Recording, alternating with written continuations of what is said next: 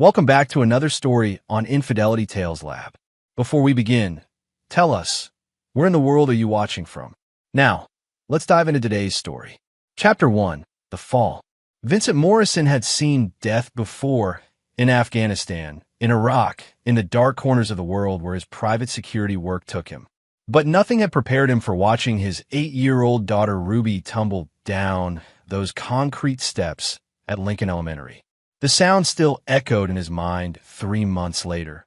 The sickening crack of her spine against the corner step, her small voice calling Daddy before going silent.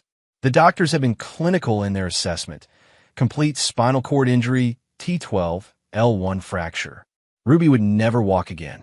Vince had built his life around control. 6'2", with calloused hands and steel gray eyes. He'd earned his living reading people's intentions before they acted on them. His military training and 15 years in private security had taught him that survival meant staying 3 steps ahead of everyone else. But he hadn't seen this coming. She was just running to catch up with her friends. Claudia had sobbed in the hospital waiting room, her auburn hair falling across her face. The janitor must have just mopped those steps. They were so slippery. Vince had held his wife then, stroking her hair while Ruby lay unconscious in surgery. Claudia was a delicate woman, 5'4", with the kind of ethereal beauty that made strangers do double takes. She worked part-time at an art gallery, spent her afternoons painting watercolors, and had never encountered real tragedy. This would break her, Vince knew, but they'd face it together. He'd been wrong about that too. Their house in suburban Denver had been modified with ramps, wider doorways, and a specialized bathroom. Vince had liquidated his savings without hesitation. Ruby was everything to him.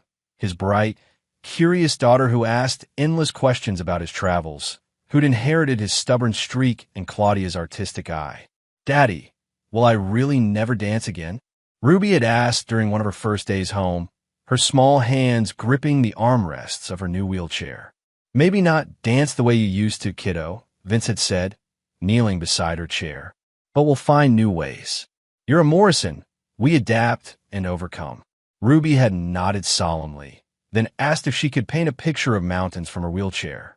That was his girl, always looking forward, never dwelling on what was lost. Claudia, however, seemed to retreat further each day. She'd stopped painting, stopped visiting the gallery, stopped meeting Vince's eyes when he talked about Ruby's progress in physical therapy. She's just adjusting, Dr. Patricia Hernandez, Ruby's psychologist, had assured him. Sometimes parents blame themselves, especially mothers. Give her time. But Vince's instincts, honed by years of reading hostile environments, whispered that something deeper was wrong. Claudia wasn't just grieving, she was calculating. The way she looked at Ruby when she thought no one was watching, the slight tightening around her eyes when Ruby's wheelchair scraped the doorframe, the nearly imperceptible sigh when Ruby needed help transferring to her bed. His wife was seeing their daughter as a burden. Vince had confronted her one evening in their kitchen, the same kitchen where Ruby used to stand on a step stool to help make cookies. Talk to me, Claudia. What's going on in your head? She'd turned from the sink, dish towel clutched in her manicured fingers. I don't know what you mean. You barely look at her anymore. When's the last time you helped with her exercises? That's what the therapist is for. Her voice had an edge he'd never heard before. Trevor knows what he's doing. Trevor Hannigan, Ruby's physical therapist. Vince had noticed how Claudia lingered in the therapy room, how she always found reasons to be present during Trevor's visits. The man was competent, a former college athlete turned PT with easy charm and the kind of sculpted physique that came from daily gym sessions. He made Ruby laugh during her exercises, which Vince appreciated, but something about his too bright smile and the way his hand lingered on Claudia's shoulder when he left made Vince's jaw clench. She's our daughter, Claudia, not a patient. She's a constant reminder of everything that went wrong. The words erupted from her. Then she immediately pressed her hand to her mouth, eyes wide with horror at what she'd revealed. Vince had stared at his wife, really looked at her, and saw a stranger. The woman who'd once talked about having more children, who'd sung lullabies while braiding Ruby's hair, who'd called their daughter her little miracle, was gone. That night, lying in bed while Claudia pretended to sleep, Vince had made his first strategic assessment. His marriage was over. The only question was how to protect Ruby from the fallout. He'd started planning then, the way he'd planned extraction routes in Kandahar. Every variable, every contingency, every possible threat. Because Vincent Morrison had learned long ago that when someone showed you who they really were, you believed them the first time. Chapter 2. The Inheritance. The call came on a Tuesday morning in October while Vince was reviewing security protocols for a corporate client. Ruby was at her adapted school program, and Claudia had driven into the city for what she claimed was a gallery appointment. Mrs. Morrison? The voice belonged to Harold Fitzpatrick, an estate attorney from Boston. I'm calling regarding your wife's grandmother, Eleanor Pemberton. I'm afraid she passed away last week. Vince set down his coffee. He'd met Eleanor exactly twice. A formidable woman in her 90s who lived in a Beacon Hill mansion and spoke with the clipped authority of old New England money. Claudia rarely mentioned her, claiming the old woman disapproved of their middle-class life. I'm sorry for your loss, Vince said, though he wasn't sure why the attorney was calling him instead of Claudia. The funeral was yesterday, but there's the matter of the inheritance. Mrs. Pemberton was quite specific in her will. Everything goes to your wife, the house, the investments, the liquid assets. We're looking at approximately $1.9 million. Vince nearly dropped the phone. I'm sorry, what? Your wife hasn't told you? We've been trying to reach her for over a week. The inheritance is substantial, and there are some time-sensitive decisions to be made regarding the property. After hanging up, Vince sat in his home office, a converted bedroom filled with maps, security manuals, and photos from his military days. Nearly $2 million. Enough to ensure Ruby's care for life, to get the best equipment, the best treatments. Why hadn't Claudia mentioned any of this? He found the answer that evening when he returned from picking up Ruby from school. Claudia was in their bedroom, packing a suitcase. Going somewhere, he asked from the doorway. She startled, dropping a stack of expensive lingerie he'd never seen before. Oh, you're early. I was just organizing some things. The attorney called about your grandmother. The color drained from her face. What attorney? Harold Fitzpatrick. Interesting conversation about $1.9 million you forgot to mention. Vince stepped into the room, his voice deadly calm. Were you planning to tell me about the inheritance before or after you disappeared? Claudia's hand shook as she closed the suitcase. I don't know what you're talking about. The expensive luggage, the new clothes, the secret phone calls you think I haven't noticed. Vince had been tracking her movements for weeks now, using skills that had kept him alive in hostile territory. How long have you been planning this, Claudia? Planning what? But her voice cracked, and they both knew the lie was useless. Leaving, taking the money, and running. What about Ruby? Something shifted in Claudia's expression, a hardness that made her beautiful features look foreign. Ruby will be fine. She has you. And she has her needs. Special needs. I'm not cut out for this life, Vince. I never was. She's your daughter. She's a responsibility I never wanted. The words came out like venom. I wanted a normal life, a normal family. I wanted to travel, to paint in Florence, to have dinner parties without worrying about wheelchair accessibility. You wanted to play house until it got difficult. Claudia's chin lifted defiantly. Trevor understands. He knows what it's like to want more than this suburban prison. There it was. The confirmation Vince had been dreading and expecting in equal measure. How long? Does it matter? How long had you been fucking him? She flinched at his tone, the same voice he'd used on interrogations in Fallujah. Since right after the accident. He was there. He listened. He didn't treat me like I was broken just because my daughter was. Vince felt something cold and calculating settle in his chest. The same feeling he'd had when identifying threats in a crowd, when separating enemy combatants from civilians. Claudia had just moved herself into the enemy column. And the money is mine. Grandmother left it to me, not us. I'm taking what's mine and starting over. With Trevor. Her voice gained strength. We've been planning this for weeks. We're leaving for California tomorrow, then maybe Europe. Somewhere warm, somewhere beautiful, somewhere I can paint again and remember who I was before all this. Vince nodded slowly, his expression unreadable. And Ruby, you're her father. You'll take care of her. You're good at taking care of broken things. The insult hung between them like a blade. Vince had taken shrapnel in his left leg during his third deployment. It still ached before storms. He'd never once complained about it, never once let it slow him down. But Claudia had just revealed exactly how she saw their daughter. Broken, damaged, disposable. I won't fight the divorce, Vince said quietly. Take half the money if you want. Take the house equity. But you leave Ruby out of it. Claudia's relief was visible. Thank you. I know this is hard, but it's better this way. For everyone. Where are you meeting him? What? Trevor. Where are you meeting him? I assume you're not traveling together from here. Claudia hesitated, then seemed to decide honesty was safer than lies. He's flying out from Denver tomorrow. We're meeting in San Francisco. Smart. Less suspicious that way. Vince stepped aside, gesturing toward the door. You should pack the rest of your things. I'll keep Ruby busy downstairs. Claudia stared at him, clearly surprised by his calm reaction. You're okay with this? I want you happy, Claudia. I always have. The words tasted like ashes, but they serve his purpose. Let her think he was beaten, compliant. Let her underestimate the man she'd lived with for 10 years, but never really known. That night, after Claudia had loaded her car with suitcases and boxes of her paintings, after she'd kissed Ruby's forehead and whispered a goodbye that sounded like a lie, Vince sat in his office and opened his laptop. He had work to do. Chapter 3, The Mountain Drive. October 31st dawned crisp and clear, with the kind of brilliant blue sky that made the Rocky Mountains look close enough to touch. Vince was in his kitchen, making Ruby's breakfast, when he heard Claudia's voice in the hallway, artificially bright and cheerful.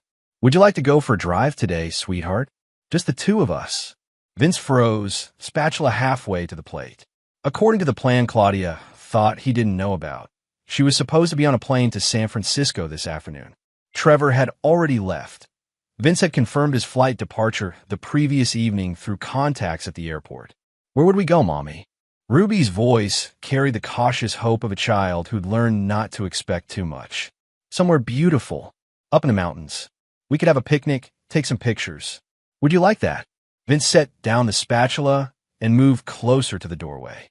Through the crack, he could see Claudia kneeling beside Ruby's wheelchair, her expression animated in a way it hadn't been for months. But there was something wrong with her smile. Too wide, too bright, like a mask stretched over something hollow. Can Daddy come too? Not today, baby. Daddy has to work. This is just for us girls. Ruby's face fell slightly, but she nodded. Okay, can I bring my art supplies? Maybe I can draw the mountains. Of course. Claudia's voice cracked slightly. Bring whatever you want. Vince retreated to the kitchen, his mind racing. Why would Claudia want to take Ruby anywhere?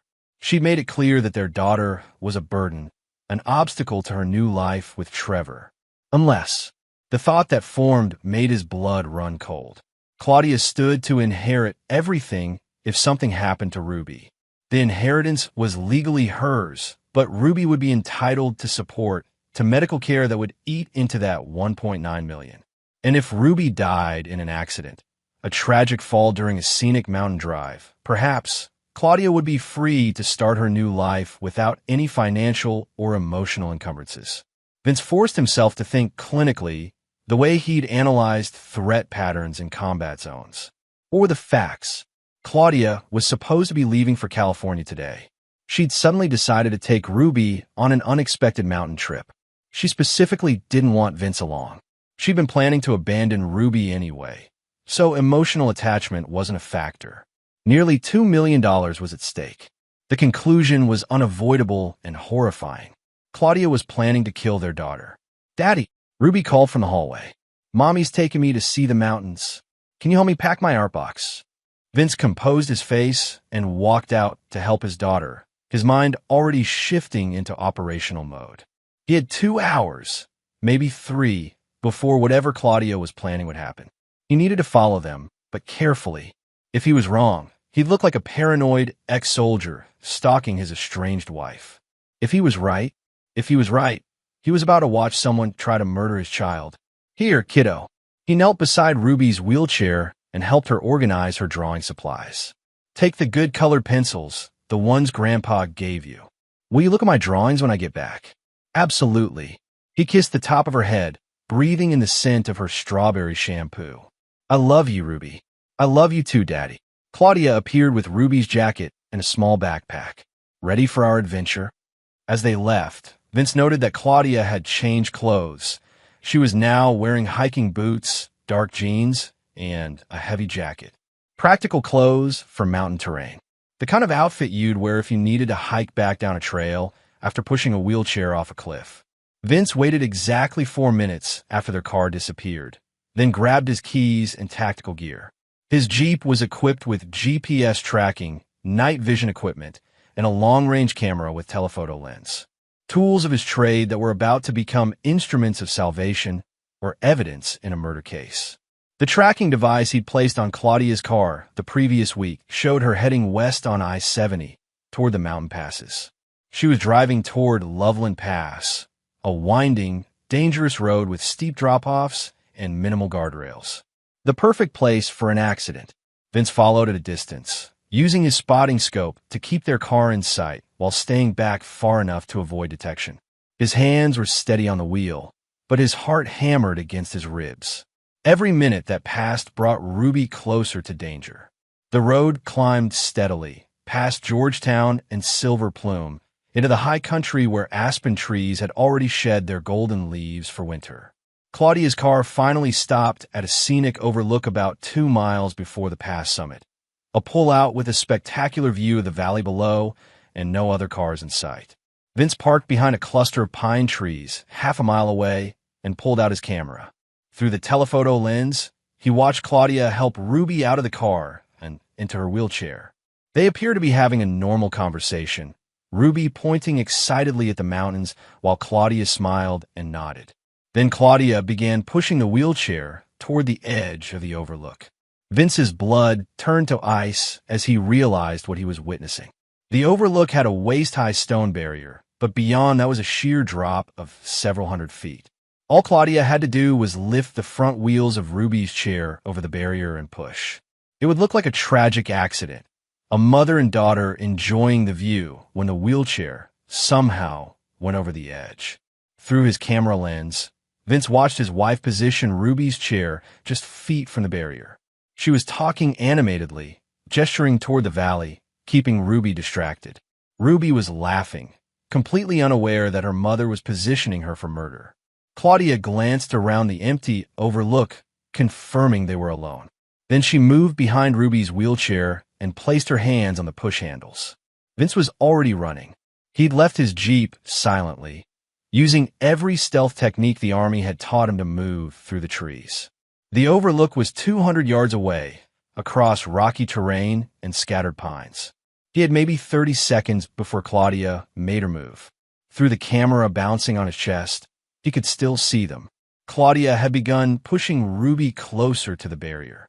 Ruby was leaning forward excitedly, pointing at something in the valley below. Look, Mommy, is that a lake down there? Yes, sweetheart, a beautiful blue lake. Claudia's voice carried clearly in the thin mountain air. She lifted the front wheels of Ruby's chair onto the stone barrier. Ruby giggled at the sensation of tilting forward. It's like a seesaw. That's right, baby. Just like a seesaw. Vince was 50 yards away, moving as fast as he could over the uneven ground. Claudia raised the wheelchair higher, Ruby's weight now balanced precariously on the barrier. One push and she'd go over. Mommy, I'm scared. This is too high. Don't be scared, sweetheart. Mommy's got you. Claudia's hands shifted to push the wheelchair forward over the edge. Stop. Vince's roar echoed off the mountains as he burst from the tree lean, his service pistol drawn and aimed directly at his wife's head. Claudia spun around, her face a mask of shock and guilt. Ruby's wheelchair teetered on the edge of the barrier, balanced between safety and death. Daddy! Ruby's voice was high and frightened. What's happening? Very carefully, Vince said, his voice deadly calm despite the adrenaline flooding his system. Pull her back from the edge. Vince, this isn't, Claudia stammered. I said carefully. One wrong move, and I'll put a bullet in your skull. Claudia's hands shook as she pulled Ruby's wheelchair back on a solid ground. Ruby immediately tried to turn around, but Vince kept his focus on his wife. Daddy, why do you have your gun? It's okay, kiddo. Daddy's just being careful. He never took his eyes off Claudia. You were going to kill her. No, I would never. I've been watching for 10 minutes. I saw you position her chair. Saw you lift her onto the barrier. You were going to push our daughter off a cliff. Claudia's composure cracked completely. She's already dead, Vince. Don't you understand? The little girl we raised is gone. This thing in the wheelchair, it's not Ruby anymore. It's just a burden, a constant reminder of everything that went wrong. I can't live with it. Ruby made a small, wounded sound. Vince saw his daughter's face crumple as she finally understood what was happening. Mommy wanted to hurt me? The words broke something fundamental in Vince's chest. But his voice remained steady, his aim unwavering. Get away from her, Claudia. Vince, please. We can work this out. The money, we can split it. You can take care of Ruby, and I'll disappear. You'll never see me again. You're right about that last part. Something in his tone made Claudia step back, her eyes widening with a new kind of fear. Vince? What are you? You just tried to murder my daughter. Did you think I was going to call the police? Let you plead bargain down to manslaughter? Let you get out in 15 years and try again? Daddy. Ruby's voice was small and scared. Close your eyes, kiddo, and cover your ears. Can you do that for me? Ruby nodded and pressed her hands over her ears, squeezing her eyes shut. Vince looked at his wife, the woman he'd loved, the mother of his child, the person who just tried to commit the most unforgivable act imaginable. Vincent Morrison doesn't forgive, he said quietly, and he doesn't forget. Chapter 4, The Calculation. The silence after Claudia's death stretched across the mountain overlooked like fresh snow, clean, complete, and irreversible. Vince lowered his pistol and knelt beside Ruby's wheelchair, gently pulling her hands away from her ears. It's okay now, sweetheart. You can open your eyes. Ruby blinked up at him, her face streaked with tears. Where's Mommy? Vince glanced toward the edge of the overlook where Claudia's body had disappeared into the valley below. Mommy went away, kiddo. She's not coming back. Because she wanted to hurt me? The question cut deeper than any shrapnel he'd taken in Afghanistan. Ruby's 8-year-old mind was trying to process something no child should ever have to understand, that her own mother had tried to kill her. Yes, Vince said simply. He'd learned long ago that lies, even kind ones, only made truth harder to bear later. But I stopped her, and I'm never going to let anyone hurt you again. Ruby nodded solemnly, then reached up and hugged his neck. I love you, Daddy. I love you too, baby girl, more than anything in the world. As he held his daughter, Vince's mind was already working through the logistics. Claudia's body would eventually be found, but probably not for days. Mountain rescue teams would assume she'd fallen while hiking alone. Her car would be discovered at the overlook, and a logical conclusion would be a tragic accident. The inheritance would still be tied up in probate, but Ruby was Claudia's next of kin. Eventually, the money would come to her, managed by Vince as her guardian. Enough to ensure she had the best care, the best equipment, the best life possible despite her disability. Daddy, can we go home now? In a few minutes, kiddo. First, we need to be very careful about what we tell people. Ruby looked at him with the serious expression she'd inherited from him. About Mommy trying to hurt me? Some people might not understand why Daddy had to stop her. They might think Daddy did something wrong, even though he was protecting you. So we're going to say that Mommy brought you up here to see the mountains, and then she decided to go for a walk by herself. We stayed by the car because it was too rocky for your wheelchair. When she didn't come back, we got worried and went home. That's not what really happened. No, it's not. But sometimes we have to be smart about what we tell people, especially when the truth might cause problems for the people we love. Ruby considered this with the gravity of a child who'd learned that the world was more complicated and dangerous than she'd known. Okay, Daddy, I understand. They drove home in comfortable silence, Ruby dozing against her car seat while Vince planned the next phase. By the time they reached their suburban neighborhood, he had the entire scenario mapped out. First, he called the police to report Claudia missing. His story was simple and believable. His estranged wife had taken their disabled daughter for a drive to the mountains.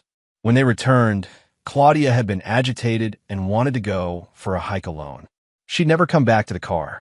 Vince had waited until evening before driving Ruby home and calling for help. "We were having marital problems," he told Detective Lisa Ramirez when she arrived at his house. Claudia was struggling with Ruby's disability. She'd been talking about leaving, starting over somewhere else. Was she depressed, Mr. Morrison? Suicidal? Vince allowed himself to look pained. "I don't know. Maybe. She'd been seeing a therapist, but she wouldn't talk to me about it. And there was someone else? Another man." The detective's pen scratched across her notepad. "Do you have a name?" "Trevor Hannigan. He was Ruby's physical therapist. I think they were planning to leave together." "Where's Mr. Hannigan now?" "California, I believe. He flew out yesterday." Detective Ramirez looked up sharply. "Before your wife disappeared?" "Yes, I think. Maybe he changed his mind about taking her with him. Maybe that's why she was so upset." It was a masterful touch. Give the police a narrative that explained Claudia's emotional state and provided a plausible motive for either suicide or reckless behavior. When they investigated, they'd find that Trevor had indeed flown to San Francisco the previous day, using airline tickets purchased with Claudia's inheritance money. The search and rescue operation began the next morning. Vince volunteered to help, playing the role of the worried husband while secretly ensuring they searched in the right areas. On the third day, Claudia's body was found at the bottom of a ravine, her skull fractured from the fall. "I'm sorry for your loss," Detective Ramirez told him when she brought the news. "The medical examiner is ruling it an accidental death. It appears she slipped and fell while hiking alone." Vince nodded gravely. "She always was impulsive. I should have gone with her. Mr. Morrison, there is one thing. We spoke with Mr. Hannigan in California. He admits to having an affair with your wife, but he claims they had no plans to leave together. In fact, he says your wife called him repeatedly the day she died, but he refused to answer." "I see. He seemed genuinely shocked by her death. And he has alibis for the entire time period. Flight records, hotel receipts, witnesses. So he abandoned her." Vince allowed anger to creep into his voice. She was planning to throw away her family for him, and he didn't even want her. "That seems to be the case. I'm sorry." After the detective left, Vince sat in his living room with Ruby, who was working on a drawing of the mountains. The picture showed two figures by a car, herself and her father. There was no sign of Claudia in the composition. "Are you okay, kiddo?" Ruby looked up from her drawing. "I think so. Daddy, yeah. Are you sad that Mommy died?" The question caught him off guard. He studied his daughter's face, looking for any sign of the trauma she'd endured. But Ruby seemed remarkably resilient, perhaps because she'd already been processing her mother's emotional abandonment for months. "I'm sad that she was sick," he said finally. "I'm sad that she couldn't love us the way we deserved. But I'm not sad that she can't hurt us anymore." Ruby nodded and returned to her drawing. "I'm not sad either. Is that wrong?" "No, sweetheart. It's not wrong to feel safe." That evening, after Ruby was asleep, Vince made a phone call to California. "Trevor Hannigan. This is Vincent Morrison." There was a long pause. "Jesus. I heard about Claudia. I'm so sorry for your loss." "Are you?" "Of course I am. Look, I know what you must think of me, but I think you're a predator who targeted a vulnerable woman and convinced her to abandon her disabled child for money. That's not what happened, isn't it? You seduced my wife, made her promises you had no intention of keeping, and then cut her loose when she actually tried to follow through." Trevor's voice became defensive. Claudia was unstable. The thing she was talking about doing, leaving Ruby, disappearing with the inheritance money, I realized I couldn't be part of that. "So you took her money for plane tickets and hotel reservations, then decided to develop a conscience?" "I never took her money. I paid for my own trip." Vince smiled coldly at the lie. His financial investigation had been thorough. "The credit card receipts say otherwise, Trevor. The ones I'm looking at right now. I don't know what you're talking about." "Of course you don't. Here's what's going to happen. You're going to disappear. Change your name, move somewhere far away, and never contact anyone from your old life again. Because if I ever see you, if I ever hear that you're working with vulnerable families again, if you ever come anywhere near my daughter, I will kill you. Do you understand? You can't threaten me. I'll call the police." "And tell them what?" That the husband of your dead lover is upset about your affair? That he knows you stole money from her? I'm sure they'll be very sympathetic. The line went quiet except for Trevor's labored breathing. I was a sniper in Afghanistan, Trevor. 3 confirmed kills at over 800 meters. You wouldn't even see me coming. You're insane. I'm practical. My wife is dead because she chose you over her family. I consider you partially responsible for that. Now you get to live with the consequences. Vince hung up and deleted Trevor's number from his phone. Within 6 months, the man had indeed disappeared, quit his job, left no forwarding address, and vanished from social media. Message received and understood. The inheritance took 8 months to clear probate. When it did, Vince established a trust fund for Ruby's care and education, invested the remainder conservatively, and bought a new house with complete accessibility features. They moved to Colorado Springs, closer to better medical facilities and farther from memories of Claudia. Ruby adapted to their new life with remarkable resilience. She excelled in her adaptive sports programs, made friends at her new school, and continued to create art that captured the beauty she saw in the world around her. She rarely mentioned her mother, and when she did, it was without sadness or longing. "Do you miss having a mommy?" she asked one evening as Vince helped her with her homework. "I miss having the mommy I thought you deserved," he said honestly. "But I don't miss the person she actually was." "Me neither." Ruby returned to her math problems. "We're better just us, aren't we?" "Yes, kiddo, we are." Vince had learned something important on that mountain overlook. There were lines that, once crossed, could never be uncrossed. Claudia had chosen to see their daughter as expendable, and that choice had made her expendable in return. Vincent Morrison protected what mattered to him, and he eliminated threats with surgical precision. He slept well at night, knowing that philosophy would never change. Chapter 5: The Reckoning. 2 years after Claudia's death, Vince thought his past was buried as permanently as his wife's body. Then Trevor Hannigan made the mistake of returning to Denver. The first sign was a voicemail on Ruby's cell phone, a birthday present for her 10th birthday that came with strict monitoring protocols. "Hi, Ruby. This is Trevor. I used to be your physical therapist, remember? I was wondering if I could see you sometime. Maybe we could get ice cream and talk about your mom." Vince played the message 3 times, his expression growing colder with each repetition. Ruby had been in the kitchen when the call came, working on her homework at the specially modified table he'd built for her wheelchair. "Daddy, you look angry. Someone called who shouldn't have." He knelt beside her chair, his voice carefully controlled. "Ruby, do you remember Trevor? The man who used to help with your exercises? The one who made Mommy laugh?" Ruby's expression was neutral. She'd learned to read his moods and knew something was wrong. "Yes, he called you just now. If he ever tries to contact you again, calls, texts, shows up at school, you tell me immediately. Don't talk to him, don't go anywhere with him. Understand?" Ruby nodded solemnly. "Is he dangerous?" "Potentially. He's part of why Mommy got sick." That afternoon, while Ruby was at her adaptive swimming lesson, Vince made some calls. Within 2 hours, he had Trevor's current address, employment information, and daily routine. The man was working at a physical therapy clinic in Lakewood under his real name, apparently confident that enough time had passed to make him safe. He was wrong. Vince conducted surveillance for 3 days, learning Trevor's patterns. The man lived alone in a garden apartment complex, drove a used Honda Civic, and seemed to be struggling financially. He worked late most evenings and stopped at the same sports bar twice a week. A creature of habit, which made him predictable and vulnerable. On Thursday evening, Vince followed Trevor to O'Malley's bar and took a seat 2 stools down. Trevor was watching a basketball game and nursing a beer, apparently unaware he was being observed. "Trevor Hannigan," Vince said quietly. Trevor turned, and his face went white when he recognized his observer. "Morrison, what are you doing here?" "You called my daughter.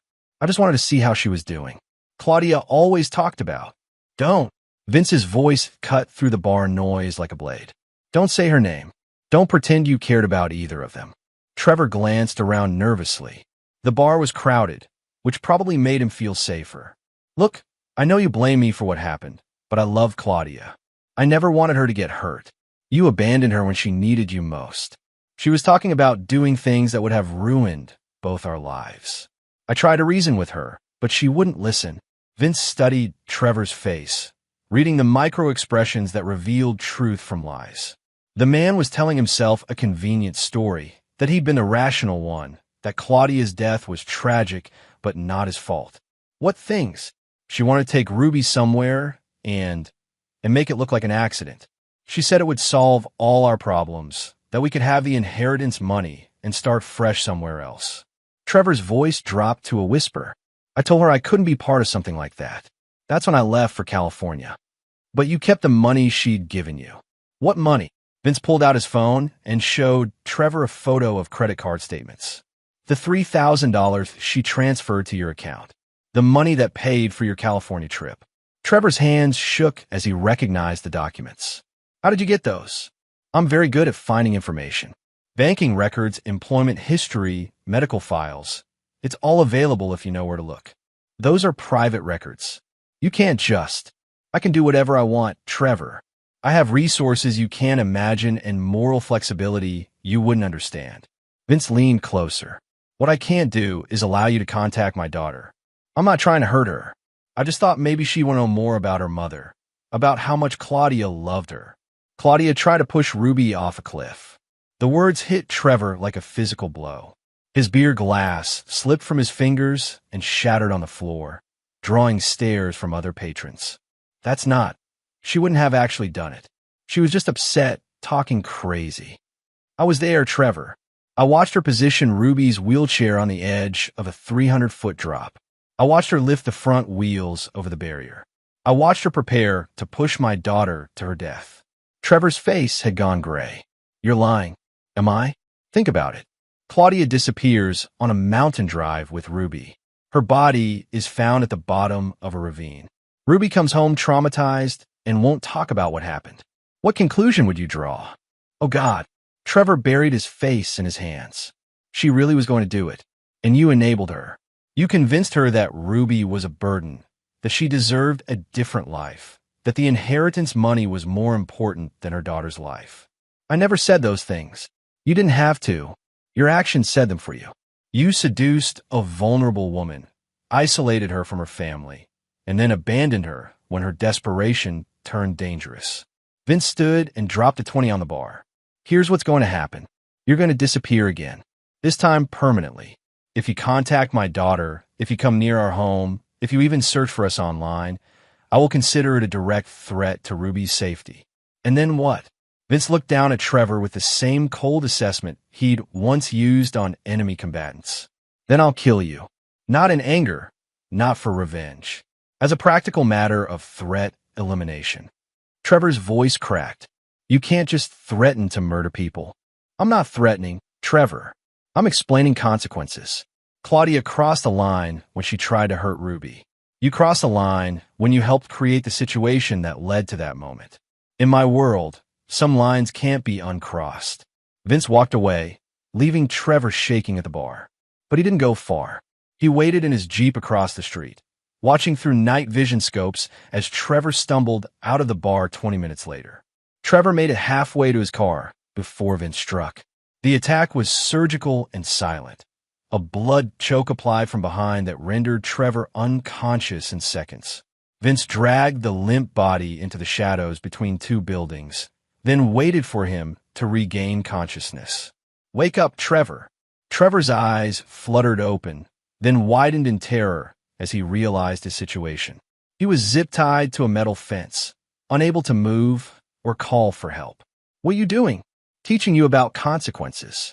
Vince knelt beside him, his voice conversational. You called my daughter because you thought enough time had passed to make you safe. You thought I'd moved on, forgotten about you, accepted that what happened was just an unfortunate coincidence. Please, I didn't mean any harm. But you did mean harm, Trevor. Maybe not physical harm, but psychological harm. Ruby has spent 2 years healing from her mother's betrayal. She's learned to trust again, to feel safe again. And you want to tear open those wounds because you were feeling guilty about your part in Claudia's death. Vince pulled out a knife, a combat blade he'd carried in Afghanistan. Trevor's breathing became rapid and shallow. Here's the thing about guilt, Trevor. It's your problem, not ours. Ruby doesn't need to know about your relationship with her mother, doesn't need to hear your justifications or apologies. She needs to be left alone to build a healthy life. I understand. I'll leave her alone, I promise. You promised that once before. Then you came back. Vince pressed the knife point against Trevor's throat, just hard enough to draw a thin line of blood. People like you don't learn from warnings, Trevor. You learn from pain. What happened next took exactly 17 minutes. When it was over, Trevor was alive, but permanently marked. He would never forget the lesson, and the physical reminders would ensure he never forgot who had taught it to him. You have 24 hours to leave Colorado, Vince said as he cut the zip ties. If I see you again, if you contact anyone from your old life, if you even think about my daughter, this will feel like a gentle warning in comparison. Trevor crawled away into the darkness, leaving a trail of blood and broken promises. The next morning, Ruby was eating breakfast when her phone buzzed with a text message. She looked at it, frowned, and handed the phone to her father. It's from Trevor, Daddy. The message was brief. I'm sorry. I won't bother you again. Be safe and happy. Vince deleted the message and handed the phone back. He won't be calling anymore, kiddo. Good. Ruby returned to her cereal. I didn't want to talk to him anyway. He smelled funny, like fear and lies. Ruby looked up at him with those knowing eyes that sometimes seem too old for a 10-year-old face. Some people carry their bad choices with them, don't they, Daddy? Yes, they do. But not us. No, sweetheart, not us. Vincent Morrison had eliminated another threat to his daughter's peace. And just like with Claudia, he slept well that night, knowing his family was safe. Chapter 6, The Network. Ruby was 13 when Vince discovered that Claudia's family knew the truth about what had happened on the mountain. The revelation came through an unexpected source. Eleanor Pemberton's estate attorney, Harold Fitzpatrick, who called with news about a will contest. Mr. Morrison, I'm afraid there's been a development regarding your late wife's inheritance. Her cousin, Patricia Pemberton Wells, is challenging the will on the grounds that Claudia was murdered. Vince set down his coffee carefully. Murdered? That's absurd. The death was ruled accidental. Ms. Pemberton Wells has hired a private investigator. She's claiming that new evidence suggests foul play. What kind of evidence? I'm not privy to the details, but she's filed a motion to have the case reopened. If successful, it could freeze Ruby's trust fund pending investigation. After the call, Vince sat in his office analyzing this new threat. Patricia Pemberton Wells was Eleanor's great-niece, a woman in her 50s who lived in Boston and had always resented being excluded from the inheritance. If she could prove Claudia was murdered, she might be able to claim the money never legally passed to Ruby. More concerning was the private investigator. Someone was asking questions, digging into the circumstances of Claudia's death, possibly uncovering inconsistencies in the official story. Vince made a series of calls to contacts in law enforcement and private security. Within 6 hours, he had a complete file on Patricia Pemberton Wells and her investigator, a former Boston PD detective named Marcus Thorne. The picture that emerged was troubling. Thorne was competent and thorough, with a reputation for solving cold cases. He'd been investigating Claudia's death for 8 months and had apparently uncovered several anomalies. The lack of cell phone records showing Claudia's final movements. The suspicious timing of her death relative to Trevor's departure. Witness reports of a second vehicle at the mountain overlook. Inconsistencies in Ruby's initial statements to police. Worse, Thorne had tracked down Trevor Hannigan in his new life in Oregon and interviewed him extensively. If Trevor had revealed what he knew about Claudia's intentions regarding Ruby, it could provide a motive for murder. That evening, while Ruby was at her weekly art class, Vince drove to downtown Denver to meet with his lawyer, Benjamin Cross. Cross was a former military attorney who specialized in discrete legal problems for clients with complex backgrounds. How serious is this will challenge? Vince asked. Cross reviewed the documents with his usual methodical precision. Potentially very serious. If they can establish that Claudia was murdered, the inheritance would be frozen pending criminal investigation. Even if charges are never filed, the civil case could drag on for years. And if they prove murder? Depends on who they think did it. If you're implicated, Ruby's guardianship could be challenged. The trust fund could be seized as proceeds of crime. Worst case scenario, you could lose custody of your daughter. The threat was clear. Patricia Pemberton Wells wasn't just trying to steal Ruby's inheritance. She was threatening to destroy their entire life. What are my options? Legally, hope they can't meet the burden of proof. The original investigation was thorough, and without direct evidence of foul play, it's mostly circumstantial speculation. And illegally? Cross looked at him steadily. I didn't hear that question, and you didn't ask it. Vince drove home with a tactical assessment forming in his mind. Patricia Pemberton Wells was the primary threat. Eliminate her, and the will challenge would die with her. But Marcus Thorne was the more immediate danger. His investigation was what gave the challenge credibility. The smart play was to neutralize Thorne first, then deal with Patricia. Research on Marcus Thorne revealed a man with a clean record and few vulnerabilities. Divorced, no children, lived alone in a South End apartment, drove a 10-year-old sedan. His only notable weakness was a gambling problem that had contributed to his divorce and forced early retirement from the police force. Vince spent a week learning Thorne's patterns. The man was disciplined and careful, exactly the kind of investigator who might eventually piece together what really happened on the mountain. He had to be stopped. The approach Vince chose was subtle and psychological. Rather than direct confrontation, he began feeding Thorne false information through carefully constructed sources. Bank records that suggested Trevor Hannigan had been deeper in debt than previously known. Witness statements from California that placed Trevor at the scene of a suspicious accident involving a former girlfriend. The goal was to redirect Thorne's investigation toward Trevor as the primary suspect, a man who had motive, means, and opportunity to kill Claudia for the inheritance money. It worked better than Vince had hoped. Within 3 weeks, Thorne was convinced he'd identified the real killer. He flew to Oregon to arrest Trevor, only to discover that his target had committed suicide 2 days earlier, an apparent result of guilt and pressure from the investigation. Trevor's death wasn't actually suicide, of course. Vince had traveled to Oregon under a false identity and staged the scene after eliminating his former adversary. But to Thorne and the authorities, it looked like a confession of guilt. With her primary witness dead and her investigator convinced that the real killer had been found, Patricia Pemberton Wells dropped her will challenge. The inheritance remained secure, and Ruby's future was protected. Is everything okay, Daddy? Ruby asked one evening as they worked on her college application essays. At 17, she was academically gifted and had been accepted to several prestigious universities with full accessibility accommodations. Everything's fine, kiddo. Why do you ask? You've been tense lately. More than usual. Ruby had grown into a perceptive young woman with her father's analytical mind and her own artistic sensibilities. She created digital art now, using specialized software and adaptive controllers that allowed her to paint with precision despite her physical limitations. Just some legal issues with your mom's family. Nothing you need to worry about. Are they trying to take my money? Vince looked at his daughter with pride. She'd always been direct, never one to shy away from difficult truths. They were. But it's handled now. Ruby nodded and returned to her essay. Good. I have plans for that money. Oh, I want to start a foundation for kids with disabilities whose families can't afford proper care. She looked up at him with steady eyes. Kids like I would have been if you hadn't protected me. Vincent Morrison felt something warm and fierce expand in his chest.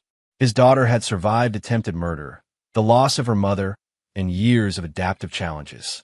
Instead of becoming bitter or broken, she'd grown into someone who wanted to help others facing similar struggles. That's a worthy goal, Ruby. I learned from watching you, Daddy. Sometimes good people have to do hard things to protect what matters. She said it casually, as if commenting on the weather. But Vince heard the deeper understanding in her words. Ruby knew more about what he'd done than she'd ever directly acknowledged. And she approved. Yes, he said quietly. Sometimes they do. That night, Vince stood in his office looking at photos of their life together. Ruby's graduation from high school, her acceptance letter to Stanford, her latest art exhibition at a local gallery. Every milestone had been threatened by someone who wanted to use or harm her. Every threat had been eliminated. Vincent Morrison had built his daughter a fortress of safety with the bodies of her enemies, and he would continue building it for as long as she needed protection. Chapter 7. The Legacy. Ruby was 25 and had just been named one of Forbes 30 Under 30 for her disability advocacy work when the final threat to their peace emerged from an unexpected direction. Vince was in his garage, maintaining the weapons he hoped never to use again, when Ruby wheeled in with a concerned expression. "Daddy, we need to talk." He set down the disassembled pistol and gave her his full attention. "What's wrong?"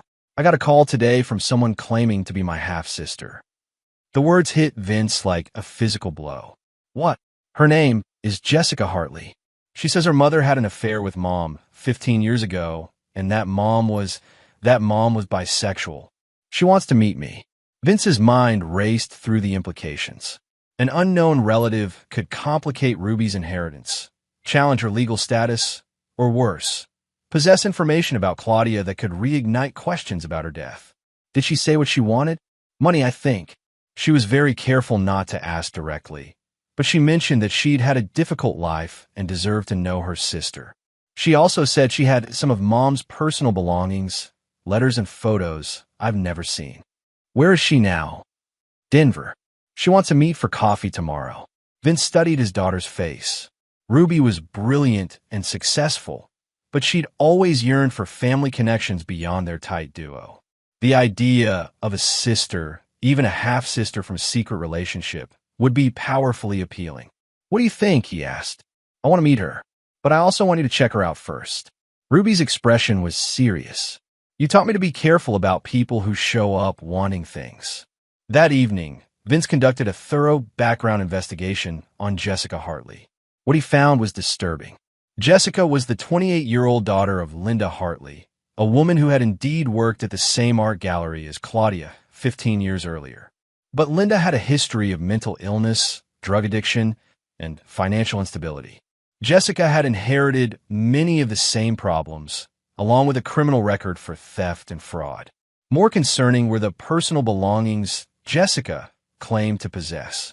Vince's investigation revealed that she'd recently purchased a box of items from an estate sale, items that had supposedly belonged to someone named Claudia Morrison. Jessica was running a con, targeting Ruby because of her wealth and public profile. The half-sister story was fabricated, designed to exploit Ruby's desire for family connection. "She's lying," Vince told Ruby the next morning. "There's no biological relationship. She's a con artist who's done this before with other wealthy young people." Ruby's face fell with disappointment. "Are you sure?" "Positive. I have the estate sale receipts showing where she bought the personal belongings she claims to have inherited. So there's no sister." "No, kiddo. I'm sorry." Ruby nodded, processing the deception. "What are you going to do about her?" The question hung in the air between them. At 25, Ruby was old enough to understand the full scope of what her father was capable of. She'd never asked direct questions about the people who had threatened them over the years, but she'd noticed when those threats disappeared. "What do you want me to do?" Vince asked. Ruby considered this carefully. "I want her to leave us alone, but I also want her to stop targeting other people like this." "How many families has she hurt with these lies?" Vince felt a surge of pride. His daughter wasn't just thinking about protecting herself. She was thinking about protecting future victims. "I'll handle it." That afternoon, Vince met Jessica Hartley at the coffee shop where she'd planned to ambush Ruby. She was an attractive woman with Claudia's coloring and body type, probably part of why she'd chosen this particular con. "Mr. Morrison, I wasn't expecting to see you. I was supposed to meet Ruby. Ruby sent me instead. She's curious about your story." Jessica's face lit up with what appeared to be genuine excitement. "I can't wait to tell her everything about our mother. I have so many pictures and letters." "Show me." Jessica opened a manila folder and spread its contents across the small table. Vince recognized some of the items. Photos of Claudia that had apparently been purchased from online auction sites. Letters and handwriting that didn't match his dead wife's style. "Interesting collection," he said. "Where did you get these?" "Mom saved everything. She always hoped that someday Claudia would come back to us. Linda Hartley never knew my wife." Jessica's expression flickered. What do you mean? I mean, you bought these items from an estate sale in Pueblo 3 weeks ago. I have the receipt. Vince placed a copy of the sales document on the table. Jessica stared at it, her con falling apart in real time. I don't know what you're talking about. Of course you don't. Just like you don't know about the Thompson family in Phoenix, or the Rodriguezes in San Antonio, or the other wealthy families you've targeted with similar schemes. Jessica's hand moved toward her purse, but Vince caught her wrist before she could reach whatever was inside. Let's skip the part where you try to record this conversation for potential blackmail, he said quietly. We both know why you're here. I was just trying to connect with family. You were trying to extort money from my daughter by exploiting her desire for family connection. It's a cruel scheme, Jessica, and it ends today. Jessica tried to pull away, but Vince's grip was unyielding. Around them, the coffee shop buzzed with normal activity. Students studying, couples chatting, business people on laptops. No one paid attention to what looked like an ordinary conversation between a father and his daughter's friend. What do you want? Jessica whispered. I want you to disappear. Change your name, move to another state, find a legitimate way to make a living. Stop preying on people who are looking for connection. And if I don't? Vince's expression didn't change, but something in his eyes made Jessica's breath catch. Then I'll make you disappear. You can't threaten me. I'll call the police. And tell them what? That a man confronted you about your fraud scheme? That he has evidence of your previous cons? I'm sure they'll be very sympathetic.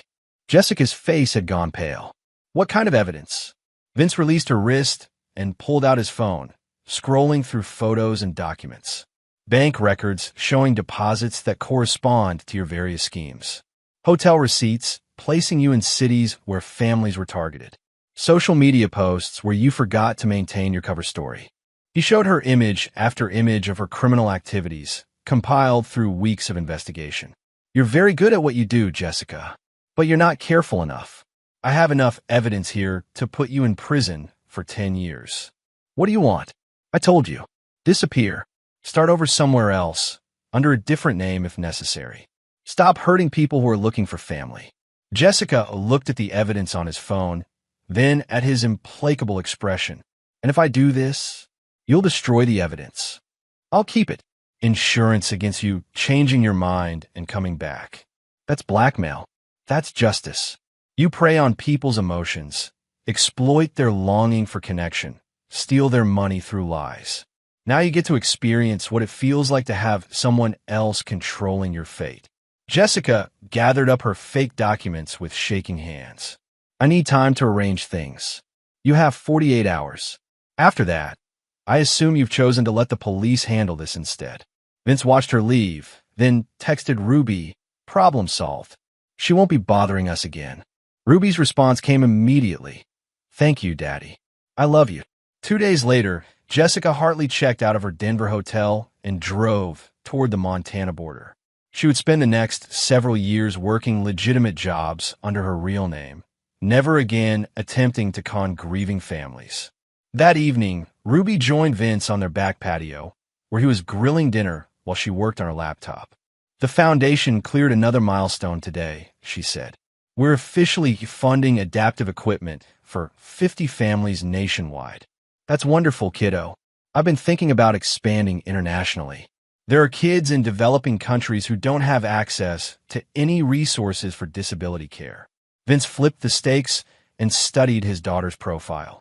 At 25, Ruby had become exactly the person he'd hoped she would be. Strong, compassionate, determined to make the world better for others facing similar challenges.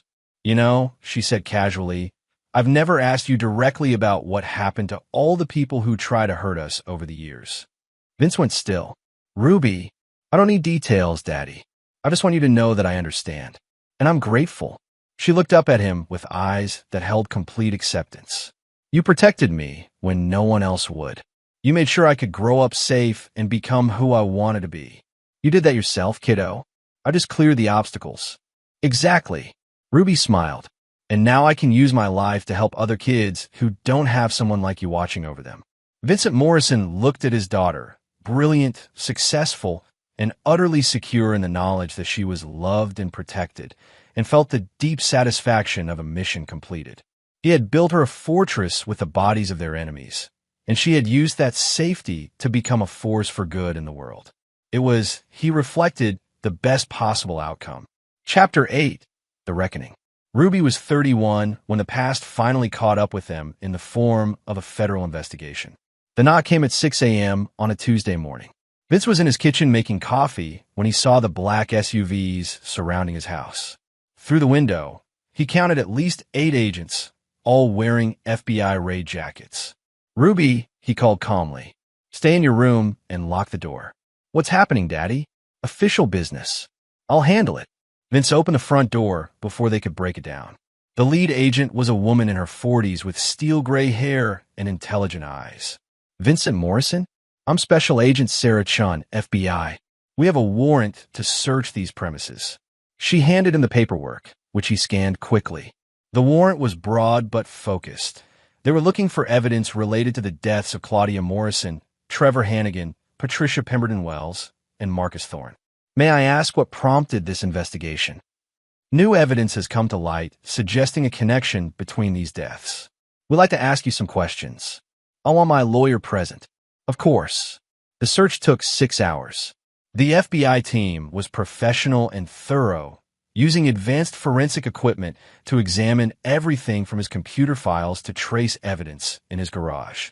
They confiscated several items: hard drives, financial records, and some of his military gear. But Vince had expected this possibility and prepared accordingly. The real evidence was stored in locations they would never find. During the search, Vince called Benjamin Cross, who arrived within an hour and immediately demanded to speak with his client privately. "How serious is this?" Vince asked when they were alone in Cross's car. "Very serious. Someone gave them detailed information about all 4 deaths. They know things that were never made public." "Like what?" "The exact timing of Trevor's movements, the private investigator's notes about inconsistencies in Claudia's death, Patricia Pemberton Wells' private communications about the will challenge." Cross looked grim. "Someone with inside knowledge is talking." Vince considered the possibilities. Very few people knew the complete truth about what had happened over the years. Ruby knew some of it, but would never betray him. His contacts in law enforcement and private security were loyal and well compensated for their discretion. Who's the source? That's what we need to find out. But Vincent, if they have enough evidence to obtain this warrant, they probably have enough to charge you. You need to prepare for the possibility of arrest. That evening, after the FBI had finished their search and left with boxes of material, Vince sat with Ruby in their living room. She'd been remarkably calm throughout the ordeal, working on her laptop while federal agents dismantled their life. "They think you killed people to protect me," she said without preamble. "Yes. Did you?" The question hung between them. For 31 years, they'd danced around the truth, speaking in implications and euphemisms. But the federal investigation had stripped away any remaining pretense. "Yes," Vince said simply. Ruby nodded as if he'd confirmed something she'd always known. "How many? Does it matter? I want to understand the scope of what you did for me." Vince studied his daughter's face. She showed no shock, no horror, no moral outrage. Only a calm desire to understand the full extent of his protection. "Your mother, because she tried to kill you. Trevor, because he enabled her and then threatened to expose you to psychological harm. Patricia Pemberton Wells and Marcus Thorne, because they threatened your financial security and our life together. Jessica Hartley didn't die, but she received a clear message about the consequences of targeting you. Anyone else?" 3 others over the years. People who tried to exploit your disability for their own gain, or who posed credible threats to your safety. Ruby was quiet for a long moment, processing the magnitude of what he'd revealed. 8 people died because they threatened me. 8 people died because they made choices that put you at risk. I simply eliminated those risks. And you never felt guilty about it? Never. Not once. Vince met her eyes steadily. Every person I killed had made a deliberate choice to harm you or exploit you. They crossed lines that made them enemies of everything I care about. Ruby wheeled closer to him, reaching out to take his hand. "Thank you." The words caught him off guard. "Ruby, no, I mean it. Thank you for protecting me." Thank you for loving me enough to do terrible things so I could have a good life. Thank you for never making me feel like a burden, even when other people saw me that way. Vince felt his throat tighten with emotion. You were never a burden, kiddo. You were always worth protecting. I know. That's what made you different from Mom, from Trevor, from all the others. You saw me as valuable, not damaged. Ruby squeezed his hand. Now what do we do about the FBI? We prepare for war.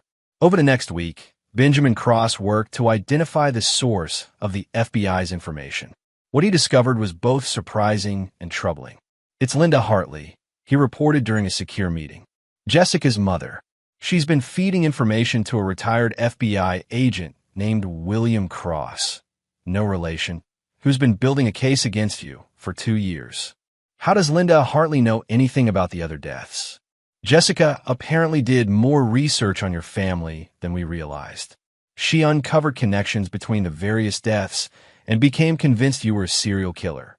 When her con failed, she went to her mother with the information. And Linda took it to the FBI? To William Cross, specifically. He's been obsessed with unsolved cases involving military veterans. He sees you as his white whale. Vince absorbed this information with tactical precision. The threat was real and immediate. Linda Hartley had enough circumstantial evidence to support prosecution, and William Cross had the credibility to make federal agents listen. Options, legally, hope they can't meet the burden of proof. Most of what they have is circumstantial. Without direct evidence or witnesses, it's hard to prove murder. And practically, Cross looked at him steadily. The sources of their information could disappear. But that would be extremely risky at this point. They're probably under federal protection. Vince drove home that evening knowing that his time was running out. Linda Hartley and William Cross had to be eliminated, but doing so while under federal surveillance would be nearly impossible. He found Ruby in her art studio, working on a digital painting of mountains under a stormy sky. The image was beautiful and ominous. Peaks shrouded in dark clouds with lightning illuminating the landscape. I may have to go away for a while, he told her. Prison, possibly. Ruby saved her work and turned to face him. Then we need to accelerate our timeline. What timeline? The foundation is expanding internationally next month. I'll be traveling extensively, Asia, Europe, South America. Very difficult for federal agents to monitor closely. Vince understood immediately. You're planning to help me disappear. I'm planning to ensure my father can continue protecting people who need it. There are other families out there facing threats, other children who deserve the kind of safety you gave me. Ruby, if they catch you helping me, they won't catch me. I learned from the best. That night, father and daughter began planning what would be Vincent Morrison's final operation. Not an elimination of threats, but an escape that would allow him to continue his work from the shadows while keeping Ruby safe from prosecution. It would be the most complex and dangerous mission of his career. And for the first time, his daughter would be his partner instead of the person he was protecting. Chapter 9. The Inheritance.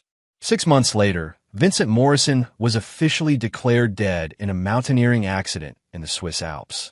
Ruby had been leading a foundation expedition to establish adaptive sports programs for disabled children in European mountain communities when her father's climbing rope allegedly failed during a routine ascent. The body was never recovered, which wasn't unusual in alpine accidents. Crevasses and avalanches swallowed climbers regularly in the high country. The Swiss authorities conducted a thorough investigation and concluded that experienced mountaineer Vincent Morrison had simply encountered bad luck on a technically challenging route. Ruby Morrison returned to the United States a widow's daughter, inheriting her father's assets and continuing his work through the foundation. She moved the organization's headquarters to Geneva, splitting her time between Europe and Colorado while expanding programs globally. What the authorities didn't know was that Vincent Morrison was very much alive. The climbing accident had been meticulously staged. Vincent spent months learning the mountain, identifying the precise location where a body could plausibly disappear forever. He dropped his climbing gear at the scene, activated an emergency beacon, and then disappeared into the European underground. Ruby had arranged the logistics through shell companies and false identities established years earlier as contingency planning. Her father now lived under the name Michael Stevens, operating a private security firm that specialized in protecting vulnerable individuals from predators and exploiters. Any regrets? Ruby asked during one of their rare encrypted video calls. She was in her Geneva office, while he was in a safe house somewhere in the Balkans. None. This way I can protect other families without the threat of prosecution. And you're safe from any federal investigation. I miss you. I miss you too, kiddo. But this isn't forever. Eventually, the heat will die down, and we'll find a way to be together again. Ruby nodded, though they both knew that might take years. I have some news. The Foundation identified 3 families this month that are facing situations similar to what we experienced. Oh, a disabled teenager in Romania whose stepfather is abusing her for insurance money. A family in Thailand whose son was paralyzed in an accident and is now being targeted by organ traffickers. A girl in Brazil whose parents are planning to abandon her at an institution so they can immigrate. Vince leaned forward, interested. And I thought Michael Stevens' security firm might be able to help with those situations. Pro bono work, of course. On the screen, Vince smiled with the cold satisfaction of a predator who'd just identified new prey. Michael Stevens would be very interested in those cases. Over the following months, the mysterious security consultant began appearing in crisis zones around the world. Abusive stepfathers died in accidents. Organ traffickers disappeared without trace. Parents who planned to abandon disabled children found themselves facing consequences that made them reconsider their priorities. The work was satisfying in ways that surprised Vince. Instead of simply protecting Ruby, he was now protecting vulnerable children across the globe. Each eliminated threat represented dozens of potential victims who would now be safe. Ruby coordinated the operations through her foundation work, identifying targets and providing logistical support. She'd inherited her father's tactical mind along with his moral flexibility, and she used both to expand their mission far beyond what he'd originally envisioned. We're making a real difference, she told him during another encrypted call. The families we've helped are thriving. The children are getting the support they need, and the predators who targeted them are no longer a threat to anyone. How many operations this year? 14 successful interventions. 0 survivors among the threats. Vince felt a surge of pride. His daughter had become not just a survivor, but an active participant in protecting others facing similar dangers. She'd taken his lessons about eliminating threats and applied them on a global scale. Any complications? None. The beauty of working internationally is that local authorities rarely connect deaths across different countries. A stepfather in Romania and an organ trafficker in Thailand aren't obviously related unless someone is specifically looking for patterns. And no one is. No one except us.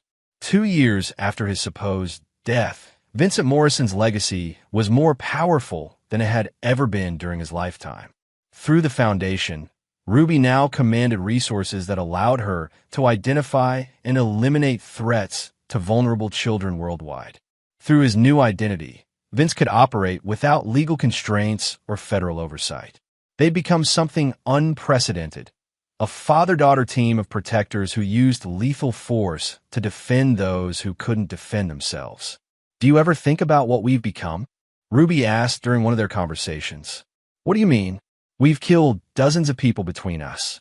We operate outside the law, judge people guilty of crimes they haven't been convicted of, and execute them without trial. Vince studied his daughter's face on the encrypted video feed. She didn't look troubled by these facts, merely curious about his perspective. Does that bother you? No. I was just wondering if it bothered you. Never. Every person we've eliminated made a choice to prey on the vulnerable. We just ensured they face consequences for those choices. Ruby smiled. Good, because I have 17 new cases I want to discuss with you. As she began outlining the latest threats they'd identified, predators targeting disabled children, families planning to abandon special needs relatives, traffickers exploiting the vulnerable, Vince felt the deep satisfaction of a mission that had evolved beyond his original vision. He'd started by protecting one disabled girl from her own mother. Now he and that girl were protecting hundreds of vulnerable children from threats across the globe. Vincent Morrison had never forgiven betrayal, and he'd never forgotten the people who tried to harm what he loved. But he'd also never imagined that his uncompromising approach to threat elimination would become the foundation for something larger than personal revenge. Ruby had transformed his protective instincts into a global mission of justice. And together, they would continue that mission for as long as vulnerable children needed protection from the predators who saw them as easy targets. Some legacies were built on money or property or reputation. The Morrison legacy was built on the bodies of those who preyed on the innocent. And it would continue growing, one eliminated threat at a time, for as long as evil people made the mistake of targeting those Vincent Morrison and his daughter considered worth protecting. In the end, love had proven to be the most dangerous force of all, because there was no limit to what Vincent Morrison would do for the people he loved, and no mercy he would show to those who threatened them. The mountains had taught him that some falls were final, and he'd spent his life ensuring that the right people did the falling. And there you have it. Another story comes to an end. What did you think? I'd love to hear your thoughts in the comments below. If you enjoy this story, consider joining our community by subscribing. It means the world to us. For more stories like this one, check out the recommended videos on screen. And I'll see you there. Hello and welcome back to Infidelity Tales Lab. We're grateful for each view and comment. Tell us, from which country or city are you watching today? We enjoy connecting with our global audience. Now, let's dive into today's story. Chapter 1. Smoke and Mirrors. Cole Harrington glanced at his watch. 2:47 a.m. The blue glow of his computer monitor illuminated his unshaven face as he reviewed the complex algorithm one final time. A gentle vibration from his phone broke his concentration. Still at the office? Don't forget my party tomorrow. Big announcement to make. Tessa. Cole rubbed his tired eyes. After 14 years of marriage to Tessa, he should have been used to her dismissive tone, but something in her recent behavior had shifted. The cold distance had transformed into something more deliberate, almost cruel. As founder of Nexus Security Solutions, Cole had built his cybersecurity empire from nothing, working 18-hour days to establish a reputation that made even the Pentagon call when they needed consultation. Yet his success paled in comparison to Tessa's meteoric rise at Altura Pharmaceuticals. In 3 short years, she'd gone from senior researcher to director of product development under CEO Bradford Reeves. To the outside world, they were the perfect power couple. Cole knew better. His phone buzzed again. This time, it was a message from his longtime friend and employee, Dominic Walsh. Found something unusual in those files. We need to talk before you go home. Cole frowned. 2 weeks ago, he'd noticed irregularities in Tessa's behavior. Late nights, password changes on her devices, and that unfamiliar cologne on her blazer. Something his grandmother once told him echoed in his mind. Trust is given, loyalty is earned, and betrayal is never forgotten. Dominic knocked on his office door before entering, his expression grave. Remember that encrypted backup you asked me to recover from Tessa's old laptop? I finally cracked it. Dominic handed him a USB drive. There's a folder of deleted messages. I didn't read them, but the timestamps matched those nights she claimed to be working late. Cole inserted the drive. Thanks. Go home to Marissa and the kids. It's late. After Dominic left, Cole opened the files. What he found made his blood run cold. Hundreds of messages between Tessa and Bradford Reeves. Intimate, detailed, planning rendezvous while Cole was traveling for work. The affair had been going on for nearly a year. Cole leaned back in his chair, his face expressionless. The pain that should have surfaced was immediately eclipsed by something darker. A cold, calculated rage that clarified rather than clouded his thinking. His phone rang. It was his mother. Cole, sweetheart, just confirming we're still coming to Tessa's celebration tomorrow. Your father is so proud of her promotion. Cole's jaw tightened. His parents had always favored Tessa, seeing in her the success they wished their son had achieved more conventionally. Yes, Mom. Everyone will be there. Wonderful. Oh, and don't forget to pick up the special champagne she likes. After hanging up, Cole opened his safe and removed a small black notebook, his contingency plan for every major client, competitor, and potential threat. He opened to a blank page and wrote a single name, Bradford Reeves. Below it, he added, strategy required. Chapter 2, The Beautiful Lie. The Altura Pharmaceuticals corporate penthouse gleamed with success and opulence. Floor-to-ceiling windows offered panoramic views of the city, while servers circulated with champagne and artisanal hors d'oeuvres. Tessa Harrington commanded the room in her crimson dress, laughing with colleagues and accepting congratulations on her promotion to executive vice president. Cole stood near the bar, nursing a whiskey. His mother approached, her smile tight with disapproval. "Cole, darling, why aren't you mingling? This is Tessa's big night. Just enjoying the view, Mom." His father joined them, clapping him on the shoulder. "Son, you need to network more. Half the biotech industry is here. Could be good for your computer business." Cole nodded, familiar with his father's dismissive attitude toward his work. Gregory Harrington had never understood why his son had turned down law school to pursue cybersecurity. Across the room, Bradford Reeves entered, his tailored suit and silver hair projecting authority and success. At 52, he had divorced 3 years ago and became one of the city's most eligible bachelors. The crowd parted as he made his way to Tessa, placing a hand on the small of her back as he whispered something in her ear. Cole watched as Tessa's eyes flashed with desire, poorly disguised as professional admiration. "Isn't Bradford remarkable?" Cole's mother commented. "He's taking the company public next quarter. Tessa says the IPO will make history." "Remarkable indeed," Cole replied, taking another sip of his whiskey. An hour later, dinner was served. Cole found himself directed to a side table with distant colleagues, while Tessa sat at the center with Bradford and the board members. When the servers brought out the main course, Wagyu beef with truffle reduction, Cole was handed a plate of what appeared to be leftover appetizers and garnishes. He looked up questioningly at the server, who shrugged apologetically and murmured, "Mrs. Harrington's instructions." Tessa approached his table with 2 of her friends, champagne flute in hand. "My wife threw a huge party for her bonus. She handed me a plate of scraps. Even a dog gets better, but you're used to it," she said to her friends. My parents nodded along. I ate in silence. Cole felt every eye in the room on him. His parents, seated nearby, offered no support. His mother even gave a small laugh as if Tessa had made a harmless joke. Cole maintained his composure, methodically eating the scraps while cataloging every face that witnessed his humiliation. Suddenly, Bradford Reeves appeared at his table, his presence commanding immediate attention. To everyone's shock, he sat down across from Cole and signaled the server. "Bring me exactly what Mr. Harrington is having," he ordered. The room fell silent as Bradford began eating from an identical plate of scraps. "Exquisite," Bradford announced. Sometimes the simplest foods reveal the most about character.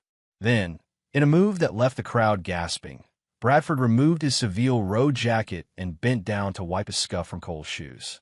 Suddenly, her CO burst in and started eating the same food as mine. Then he cleaned my shoes with his Gucci suit, saying, "OMG, she doesn't realize her mistake." My wife froze as the CEO whispered, "Your wife clearly doesn't understand who she's dealing with," Bradford said, his voice low but audible to those nearby. "I've been following your work in quantum encryption for years. The Pentagon doesn't call just anyone." Cole studied Bradford's face, searching for deception, but finding only calculated sincerity.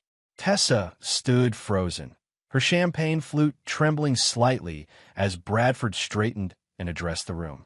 "Ladies and gentlemen, while we celebrate Tessa's promotion tonight, I'd like to acknowledge another brilliant mind in our midst.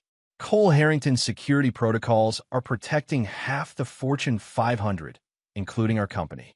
To overlooked genius." Bradford raised his glass, and the room followed, confusion evident on many faces, none more so than Tessa's. As the party resumed, Bradford leaned closer to Cole. "Meet me tomorrow. My office, 9 a.m.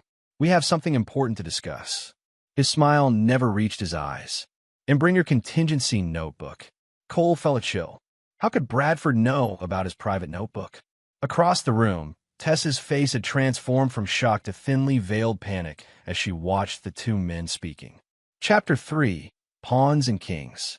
Cole arrived at Bradford's office precisely at 9 a.m., his black notebook tucked into his jacket pocket. The Altura Executive Suite occupied the top floor of a gleaming tower downtown, offering commanding views of the city below.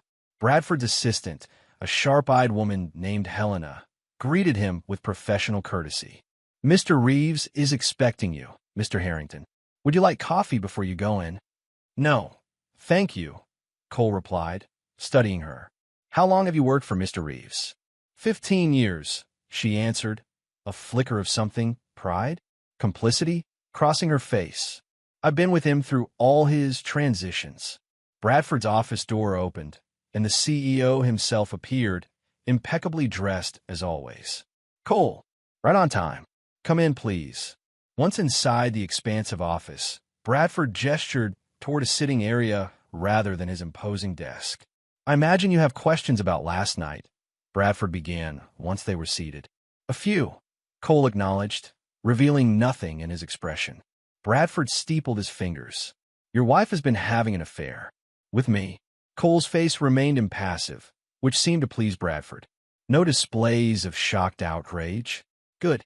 That confirms what I suspected about you." Bradford leaned forward. "Here's what you don't know. I orchestrated the affair to get to you." Cole allowed one eyebrow to rise slightly. 3 years ago, your security firm prevented a cyber attack that would have stolen intellectual property from Altura, specifically my breakthrough cardiac medication formula. I later learned it was your personal intervention, not your team's, that stopped it. The attack originated from my chief competitor, Radiant Pharmaceuticals. Bradford's expression hardened. Their CEO, Victor Kane, and I have a complicated history. "Why are you telling me this?" Cole asked. "Because Kane hasn't stopped. My sources tell me he's planning something bigger, not just stealing my research, but destroying Altura entirely. I need your expertise." "And my wife? Where does she figure in this plan of yours?" Bradford waved dismissively. "Tessa was the easiest way to observe you up close. Brilliant in her field, certainly, but remarkably susceptible to flattery and ambition. The affair was simply expedient, a means to understand what motivates you." Cole felt the rage building inside him, but kept it carefully contained. "You used her to get to me, and now you're betraying her to forge an alliance?" "Business isn't personal, Cole." Bradford smiled coldly. "Though I suspect last night felt very personal to you. What exactly do you want from me?" Bradford stood and walked to his desk, returning with a file. "Victor Kane isn't just my business rival. 20 years ago, he was my research partner and my wife's lover. When our initial cardiac formula showed promise, he stole it, along with my wife, and tried to patent it himself. I managed to prove the theft, but the scandal destroyed my marriage." Cole took the file and scanned it. "Revenge seems to be a motivating factor for you." "Justice," Bradford corrected, "which I believe you're currently seeking yourself." Cole closed the file. "If you orchestrated this affair to recruit me, why allow Tessa to humiliate me publicly?" Bradford's smile turned predatory. "2 reasons. First, to see how you'd respond under extreme pressure. Your control was impressive. Second, to create a situation where Tessa would lose all credibility when the truth comes out." He paused. "I've already selected her replacement." The promotion was merely theatrical. Cole studied the man across from him, calculating, ruthless, seeing people as pieces on a chessboard. A mirror of what Cole himself could become if he surrendered fully to the rage inside him. "And if I refuse to help you? Then you leave with all the evidence of your wife's infidelity, but none of the resources I can offer for whatever you're planning." Bradford gestured to Cole's jacket pocket. "That notebook isn't just for contingencies against enemies, is it? It's for everyone who might betray you, including Tessa." Cole stood. "I'll consider your offer." As he reached the door, Bradford added, "Last night wasn't just about observing you, Cole. It was about giving you a gift, the perfect justification for whatever you choose to do next." No one who witnessed that humiliation would blame you. Cole left without responding, his mind already calculating possibilities, strategies, and outcomes. In the elevator, he removed his phone and sent a text to Dominic. Need complete background on Victor Kane and all Radiant Pharmaceuticals executives. Priority. When he arrived home, the house was empty. Tessa had left a note. At my parents' house. Need time to think. We should talk tomorrow. Cole crumpled the note and dropped it into the trash. Opening his notebook, he began to write, forming a plan that would change everything. Not just for Tessa and Bradford, but for everyone who had witnessed his humiliation and done nothing. On the first page, he wrote, Operation Glasshouse. Chapter 4. The Art of War. Cole sequestered himself in his home office for the next 48 hours, emerging only for coffee and to receive the files Dominic delivered personally. Tessa called repeatedly, then texted with increasing urgency, but Cole maintained his silence. Please come to my parents' house so we can talk. I can explain everything. Cole, at least tell me you're okay. I'm worried about you. Bradford called an emergency board meeting. What did you say to him? On the third day, Cole finally sent a single response. Coming tonight. 8 p.m. Be alone. Dominic sat across from Cole's desk, concern evident on his face. You haven't slept, have you? Cole gestured to the wall, where he'd created an intricate network of connections, photos, documents, and timelines linked with colored string. I've been busy, Cole replied. What did you find on Victor Kane? Dominic handed him a thick folder. The official stuff is what you'd expect. Harvard MBA, aggressive acquisition strategy, 3 marriages. The unofficial material is more interesting. He has gambling debts in Macau, a 26-year-old mistress he installed as community relations director, and he's been selling shares of his own company through shell corporations.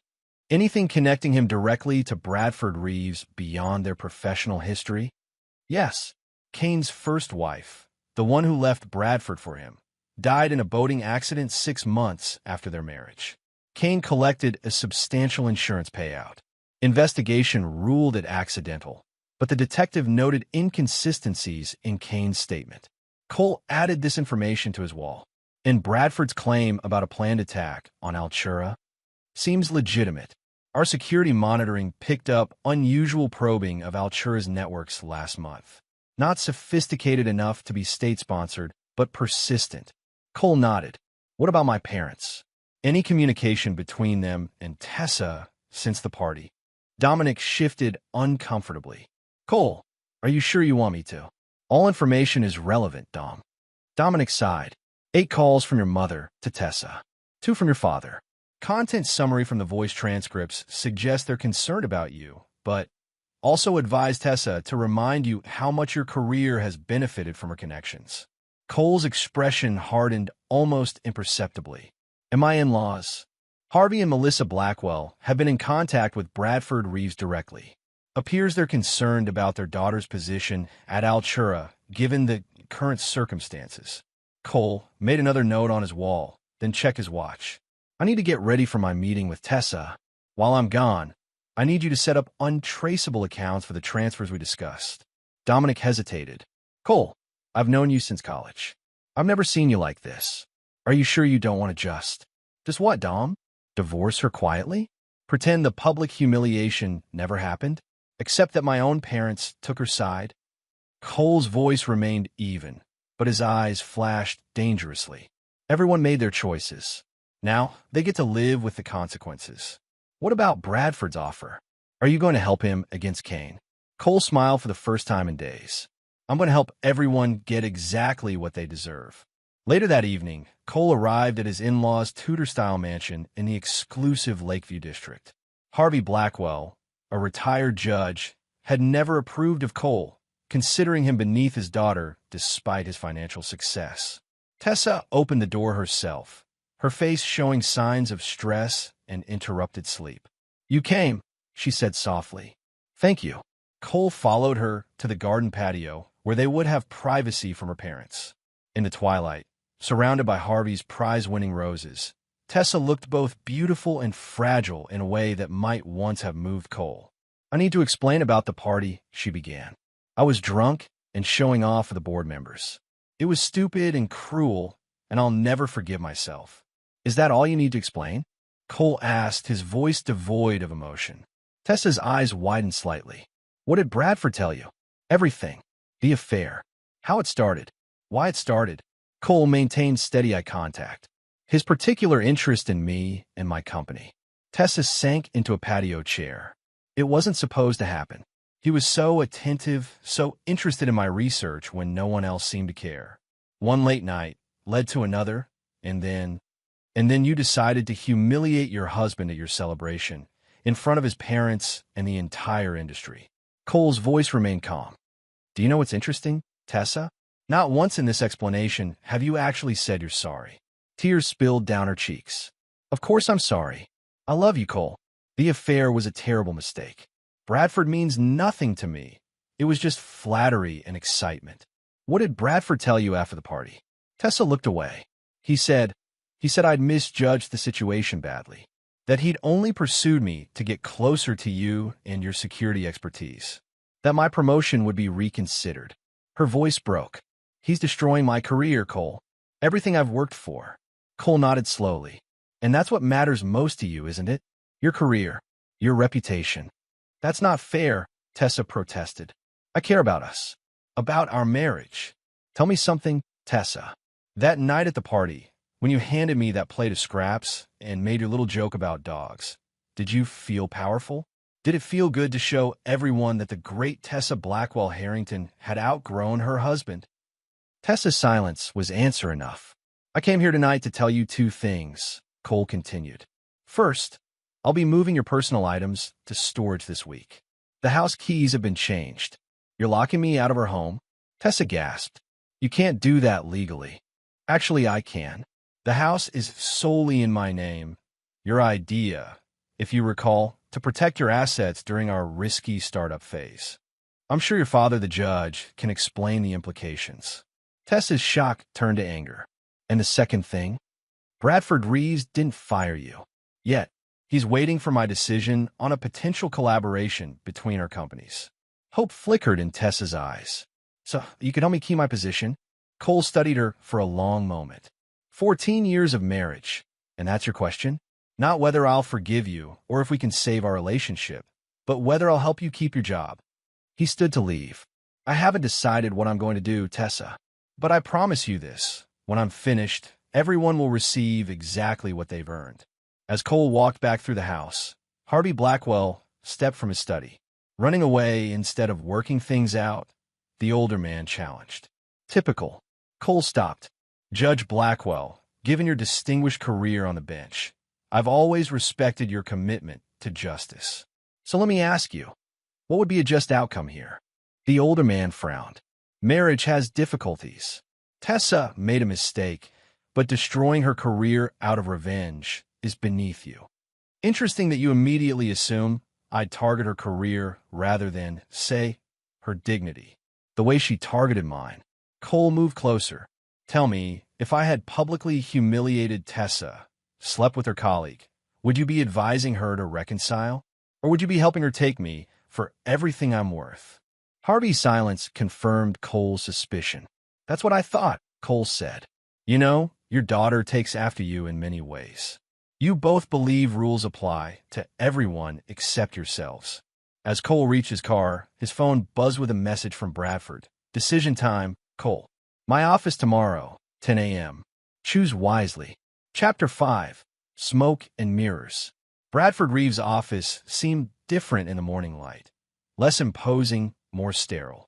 Cole arrived precisely at 10 a.m., dressed in a bespoke suit that projected confidence and control. You look better than the last time I saw you, Bradford observed, gesturing for Cole to sit. Have you made your decision? Before I answer, I'd like to understand the complete picture, Cole replied. You mentioned Victor Kane is planning to attack Altura. What's his objective? Bradford walked to the windows overlooking the city. Altura's cardiac medication, CardioFix, has completed final trials with unprecedented success rates. FDA approval is expected within months. Once approved, it will revolutionize treatment for heart failure and generate billions in revenue. And Kane wants to steal the formula. No, he wants to destroy it. and Altura along with it. His own competing drug failed its phase 3 trial spectacularly last year. If CardioFix succeeds, Radiant Pharmaceuticals becomes irrelevant. Cole nodded. So this is about survival for him. Desperation makes people dangerous. Precisely why I need your expertise. Bradford returned to his seat. My security team is excellent at conventional threats, but Kane operates differently. He finds leverage, personal weaknesses, hidden shames, private vices, and exploits them, like you did with my wife. Cole asked mildly. Bradford had the grace to look briefly uncomfortable. An unfortunate but necessary strategy. The difference is that I'm offering you honesty now, while Kane deals exclusively in deception. Cole leaned forward. Here's what I don't understand. With your resources, you could hire any security firm in the world. Why orchestrate this elaborate scheme to get to me specifically? Because you understand personal vendettas, Bradford said simply. You know how they motivate people, how they blind them. Other security experts see only data points and system vulnerabilities. You see the human element. Cole considered this. And if I agree to help you, what happens to Tessa? That depends on you. I have no further use for her, professionally or otherwise. Her future at Altura, or lack thereof, is a bargaining chip I'm prepared to offer. And what do you get if I help you neutralize Kane? Bradford smiled. Beyond the obvious protection of my company, the satisfaction of finally closing a painful chapter from my past. Kane took everything from me once. I won't allow it to happen again. Cole stood and paced the office, examining the awards and photographs documenting Bradford's rise to pharmaceutical prominence. I'll help you, Cole finally said, on 3 conditions. Bradford raised an eyebrow. Name them. First, I work independently. My team, my methods, no oversight from your security personnel. Agreed, with reasonable updates on progress. Second, Tessa retains her position and promotion for now. Any changes to her employment status happen on my timeline, not yours. Bradford frowned but nodded. And the third condition? You provide me complete access to Altura's executive files, including yours. Absolutely not, Bradford replied immediately. That's beyond the scope of this arrangement. Cole headed for the door. Then find another security expert. I'm sure there are many who'd be eager to work with the great Bradford Reeves. Wait, Bradford called. Limited access to relevant files only, with my prior approval. Cole turned back. You approached me because I understand vendettas. So you should understand this. I don't trust you, Bradford. I don't trust that your interest in me is solely about Kane, and I don't trust that you've told me everything about your history with him. Bradford stared at him for a long moment. Fine. Supervised access to executive files relevant to security concerns. That's my final offer. Cole extended his hand. We have a deal. I'll need office space here and credentials that give me appropriate access. Helena will arrange everything. Bradford shook Cole's hand firmly. Welcome to Altura, Mr. Harrington. As Cole left Bradford's office, Helena handed him a security badge and a folder of orientation materials. Mr. Reeves has assigned you Office 2110. It's being prepared now. Her efficient tone softened slightly. For what it's worth, Mr. Harrington, I've never seen him compromise on file access before. You've made quite an impression. Cole studied her carefully. Helena, you worked with Bradford for 15 years. In your opinion, what drives him more, success or retribution? She maintained her professional demeanor, but something flickered in her eyes. Mr. Reeves is a complicated man. I believe he sees them as one and the same. Within hours, Cole had established a secondary workspace at Altura. Dominic joined him, bringing equipment and specialized software that raised eyebrows among Altura's IT staff. Are we really hunting for corporate spies? Or is this part of something else? Dominic asked quietly as they set up their systems. Both, Cole replied. Bradford is telling the truth about Kane targeting Altura, but he's lying about why he brought me in. How can you be sure? Cole pulled up a document on his secure tablet. Because I've been monitoring Bradford's private communications since the party. Look at this message to his lawyer from yesterday. Dominic read the screen and whistled softly. He's preparing to sell Altura? right before the FDA approval. And right before their IPO, Cole confirmed. Something doesn't add up. Helping Bradford against Kane isn't the end game. It's just the opening move. What about Tessa? Have you spoken to her since last night? Cole's expression darkened. She's been calling and texting. I haven't responded. Dominic hesitated. Cole, I've been your friend for 20 years. I've never seen you like this. Are you sure you don't want to just walk away from all of this? Tessa, Bradford, all of it. Did you know my parents told me last night? Cole said instead of answering directly. Not to ask how I was doing after discovering my wife's affair. No, they called to remind me how much my small security company has benefited from Tessa's connections and to suggest I consider the practical aspects of reconciliation. They've always been tough on you, Dominic acknowledged. It's not about being tough. It's about basic loyalty. Cole's voice remained calm, but his eyes had turned cold. Every person involved in this situation has shown their true character. Now, they'll experience the consequences of their choices. Cole's phone buzzed with a text from Bradford. Board meeting tomorrow, 3 p.m. Your presence requested to discuss security initiatives. Formal announcement of partnership. Tomorrow we make our first move, Cole told Dominic. Start the data collection protocols we discussed. I want everything. Board communications, research files, financial transfers, and personal communications where legally accessible. What should I tell the team about what we're looking for? Cole looked through the glass walls of his new office at the bustling Altura headquarters. Somewhere in this building, Tessa was working, probably wondering what her husband was planning. Tell them we're conducting a comprehensive security audit to protect Altura from corporate espionage. Cole's expression revealed nothing of his true intentions, which is entirely accurate, just not complete. Chapter 6. The Silent Storm. The Altura boardroom fell silent as Cole finished his presentation. For the past hour, he had methodically outlined the security vulnerabilities he'd discovered in just 3 days of analysis. Weaknesses that could potentially give Victor Kane access to Altura's most valuable research. As you can see, Cole concluded, gesturing to the complex network diagram displayed on the screen, your current security protocols are fundamentally sound, but contain critical blind spots. These gaps aren't accidental. They've been engineered over time to create specific access points. Bradford Reeves leaned forward. Are you suggesting we have a mole within Altura? The evidence points to deliberate security compromises dating back approximately 18 months, Cole replied. Whether this represents a single insider or multiple compromised employees remains to be determined. The board members exchanged troubled glances.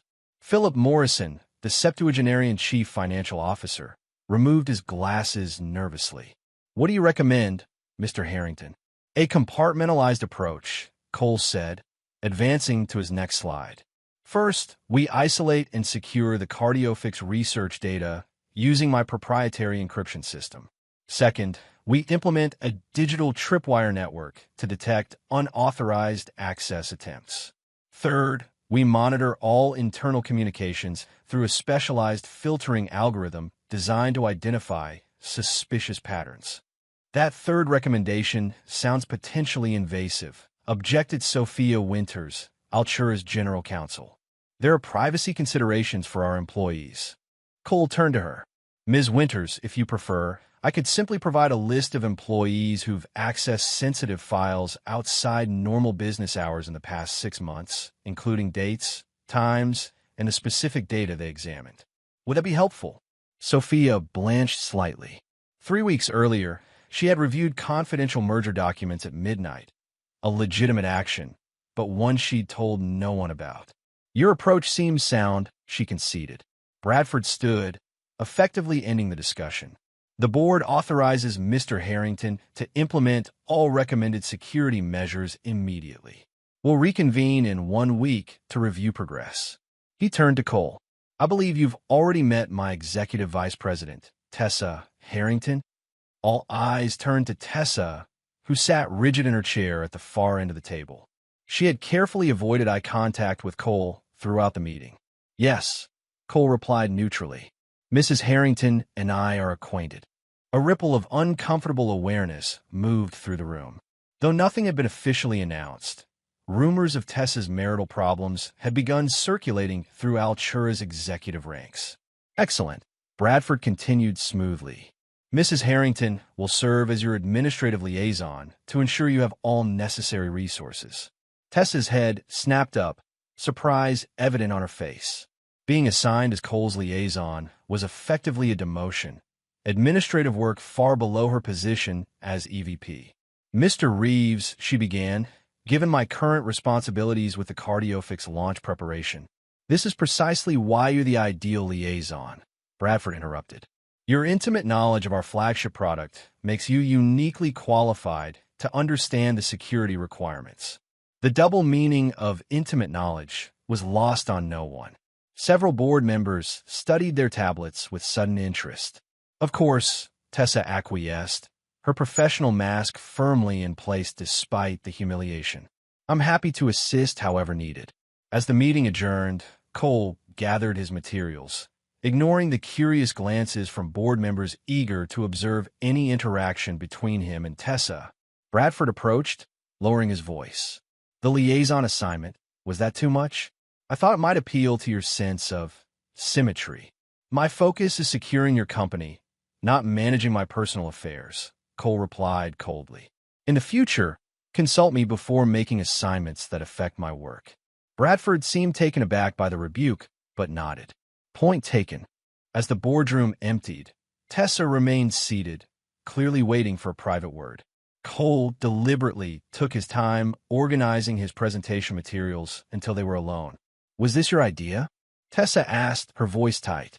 Having Bradford assign me as your glorified assistant? No, Cole replied honestly, though I'm not surprised by his tactics. He enjoys the manipulation. Like you're enjoying this? Tessa gestured between them. Watching me squirm? Refusing my calls? Moving my things out of our home? Cole finally looked directly at her. I'm not enjoying any of this, Tessa. But unlike you, I'm not pretending this situation is anything other than what it is, the end of our marriage. Tessa's composure cracked. I made a horrible mistake, Cole. I betrayed you in the worst possible way, and I will regret it for the rest of my life. But 14 years together has to count for something. It counted for something right up until you decided it didn't, Cole replied. Right up until you chose to humiliate me publicly and sleep with your boss to advance your career.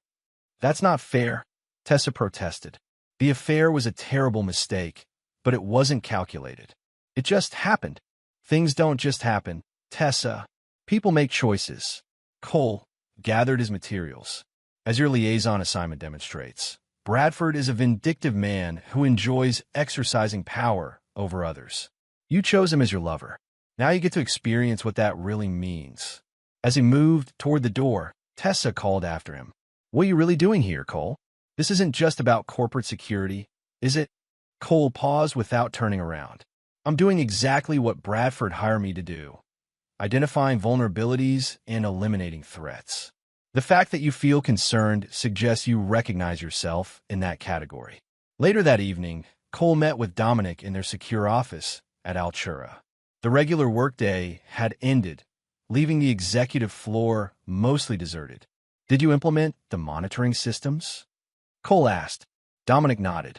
Active on all executive communications channels.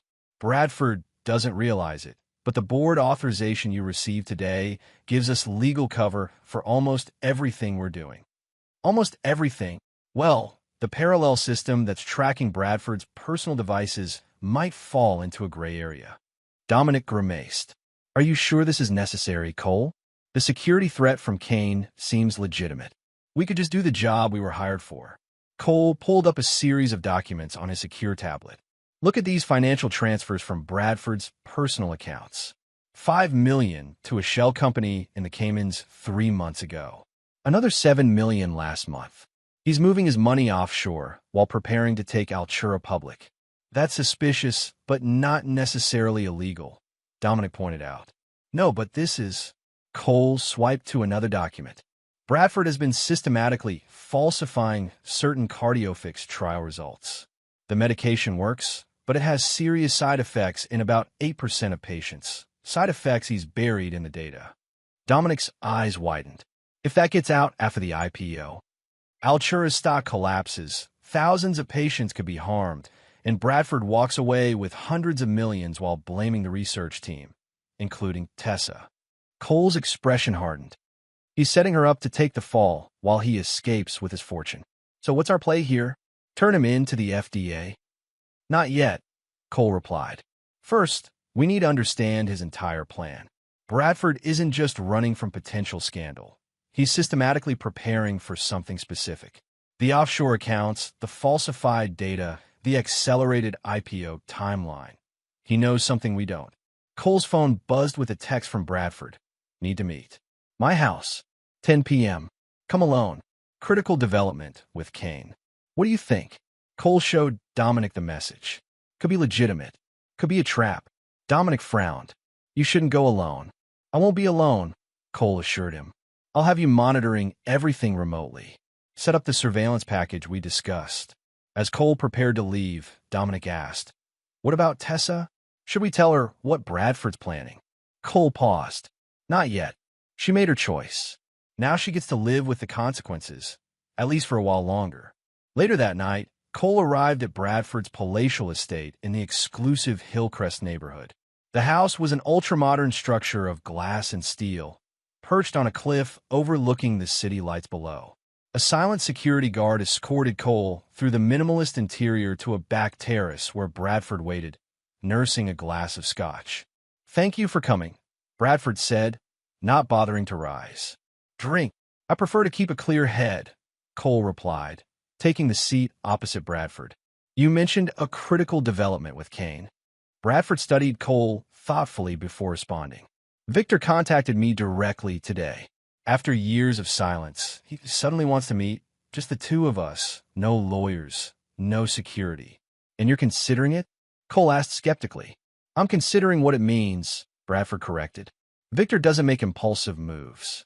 If he's reaching out now, it's because he's either desperate or confident, neither of which is good for Altura. Cole leaned forward.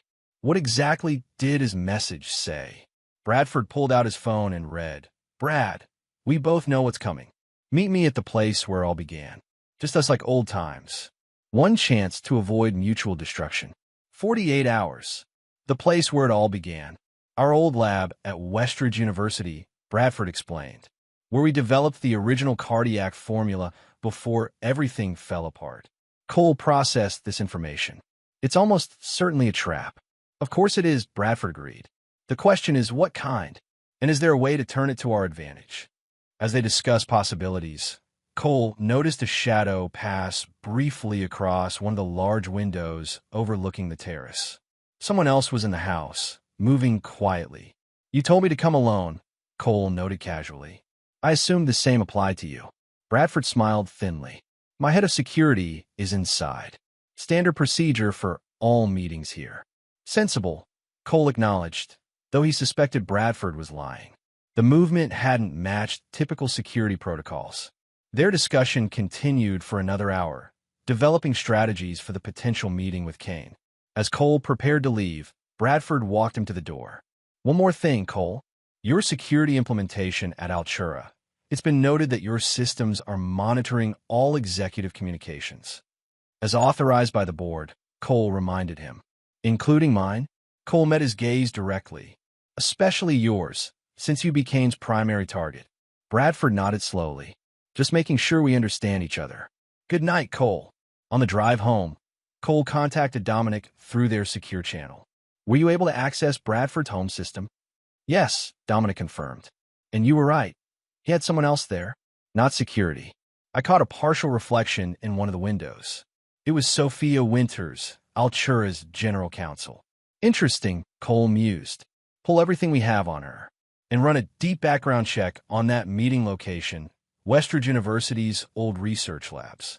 I want to know exactly what happened there 20 years ago between Bradford, Kane, and Bradford's ex-wife. Already on it, Dominic assured him. One more thing. Tessa, try to access your security protocols at Altura today. 3 separate attempts. Cole's hands tightened on the steering wheel. Let her think she failed due to technical issues. Then plant the false data package we prepared in a location she can access. Let's see what she does with it. Cole, Dominic's voice turned serious. How far are you planning to take this? Cole watched the city lights blur past his window. Until recently, I believed there were lines I wouldn't cross, principles I wouldn't compromise. Then I watched my wife humiliate me in front of an entire room of people while my own parents nodded along. His voice remained calm, but took on a chilling certainty. Now I understand there are no lines, Dom. Only consequences. Chapter 7. Checkmate. The abandoned Westridge University research facility stood in eerie silence, its once state-of-the-art laboratories now outdated and dusty. Cole moved through the shadows, having arrived 2 hours before the scheduled meeting between Bradford and Victor Kane. Dominic's voice came through his discreet earpiece. All surveillance equipment is online. You've got eyes and ears throughout the building. Perfect, Cole murmured. Any movement outside? Nothing yet. But Cole, I've completed that deep background search on what happened here 20 years ago. It's worse than we thought. Give me the highlights. Bradford and Kane weren't just research partners, Dominic explained. They were best friends since childhood. Bradford's wife, Elizabeth, had been Kane's girlfriend in college before choosing Bradford. The three of them founded their first pharmaceutical company together right here in this lab. So the betrayal was personal as well as professional, Cole noted, positioning a final camera in the corner of what appeared to be the main meeting room. Extremely. But here's what doesn't add up. According to court records, Bradford won the lawsuit against Kane for intellectual property theft. Kane's career should have been over, but 6 months later, he somehow secured major funding and launched Radiant Pharmaceuticals. Cole paused. Someone backed him. Someone with resources who wanted to compete against Bradford. That's my guess, Dominic agreed. And one more thing. Elizabeth Reeves didn't just leave Bradford for Kane. She died in that boating accident while Bradford was supposed to be with her. He canceled at the last minute due to work commitments, leaving Kane to take her out on the water instead. Cole processed this information. Bradford blames Kane for her death, but Kane might blame Bradford for not being there to prevent it. Exactly. This isn't just corporate rivalry. It's 20 years of festering hatred. A car's headlights swept across the building's facade. Someone's arriving, Cole reported, moving to his concealed position in an adjacent room. Keep monitoring all channels. Bradford Reeves entered the building alone, his expensive shoes echoing on the tile floor. He moved with purpose, clearly familiar with the layout despite the years that had passed. In the main laboratory, he stopped and stared at an old workbench, running his fingers along its scarred surface. 15 minutes later, another set of headlights appeared. Victor Kane entered, a tall, gaunt man with sharp features and calculating eyes. Unlike Bradford's confident stride, Kane moved cautiously, glancing around as if expecting an ambush. Bradford, Kane acknowledged as he entered the lab. Still punctual after all these years. Victor, Bradford replied coldly, still sneaking around like a thief. The two men regarded each other with thinly veiled hostility. You know why I called this meeting, Kane said finally. Enlighten me. CardioFix is going to fail, Bradford. Not because it doesn't work, but because you know it isn't safe for everyone. Those suppressed trial results will eventually come out. Bradford's expression betrayed nothing. Baseless accusations from a desperate competitor. We both know they're not baseless, Kane countered. I have copies of the original trial data before your team edited them. 8% severe adverse reactions is far above acceptable limits. From his hiding place, Cole watched Bradford's micro-expressions shift subtly. Surprise, then calculation. Even if such data existed, it would be inadmissible evidence obtained through corporate espionage. Bradford replied smoothly. Your credibility is non-existent, Victor. No one would believe you over me. Kane smiled thinly. That's why I'm not the one who's going to reveal it. He pulled out his phone. 3 days ago, an anonymous whistleblower sent this evidence to the FDA. Their preliminary investigation begins next week. Bradford's composure finally cracked. You're bluffing. Am I? Check your sources at the FDA. An inquiry team has already been assembled. Kane circled the old workbench. But there's still time to manage this situation. That's why I'm here. What do you want? Bradford asked, his voice hardening. A merger. Altura absorbs radiant. I become COO, and together we announce that during the combination of our research, we discovered the side effect issues and are already working on a solution. Bradford laughed bitterly. You destroy my company, then propose to save it by making yourself my second in command? Your arrogance is breathtaking. Not arrogance, pragmatism, Kane corrected. The alternative is both our companies collapse when the FDA findings become public. This way we both survive. And Elizabeth? Bradford asked quietly. Does she survive in this scenario? Or do you continue to pretend you had nothing to do with her death? Kane's expression darkened. Elizabeth died because you were too obsessed with your work to join her that day. If you had been on that boat instead of me. If I had been on that boat, she'd still be alive. Bradford's control finally shattered.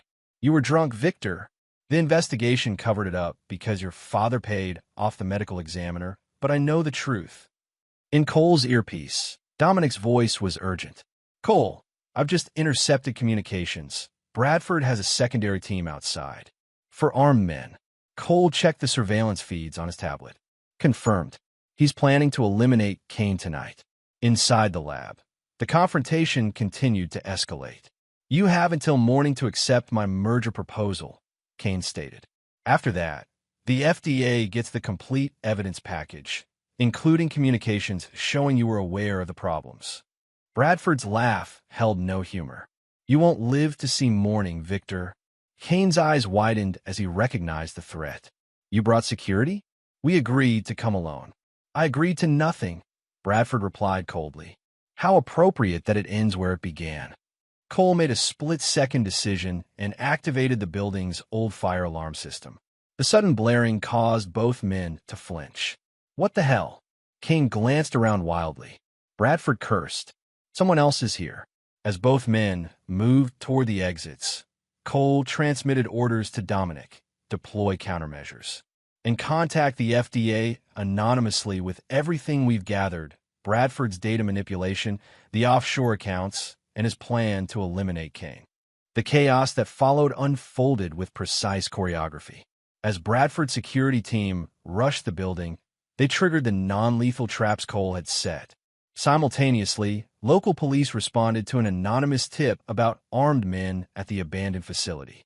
Bradford and Kane were separated in the confusion, each escaping by different routes. Directly into surveillance that captured their panic phone calls ordering document destruction and hasty evacuations. By midnight, Cole sat in a secured office at Altura, watching news reports of the unfolding scandal. The FDA had announced an emergency investigation into both pharmaceutical companies. Bradford's offshore financial transfers had been flagged by regulatory authorities. And most damaging of all, the full history of Bradford and Kane's deadly rivalry had been leaked to the press, including new evidence suggesting Elizabeth's death may not have been entirely accidental. Tessa burst into his office without knocking, her face pale with shock. Did you know? She demanded. Did you know what Bradford was doing with the trial data?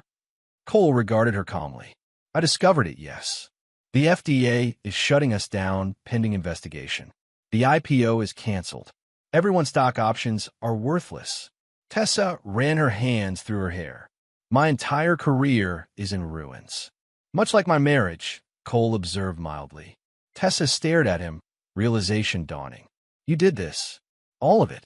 Bradford hired you to stop a security threat, but you brought everything crashing down instead. Bradford hired me because he thought he could control me, Cole corrected. He thought my anger over your affair would make me a useful weapon against Kane. He was right about the weapon part, but wrong about who would be targeted. You destroyed Altura. Hundreds of people will lose their jobs. People who had nothing to do with any of this. The research will survive, Cole countered. The FDA won't discard a promising cardiac medication. They'll simply ensure it's properly tested and that patients are correctly warned about potential side effects. A more ethical pharmaceutical company will acquire the assets. And me? What happens to me in your revenge plan? Tessa asked quietly. Cole stood. You get exactly what you earned, Tessa. No more, no less. Meaning, I've provided federal investigators with a complete record of your involvement and non-involvement in Bradford's data manipulation.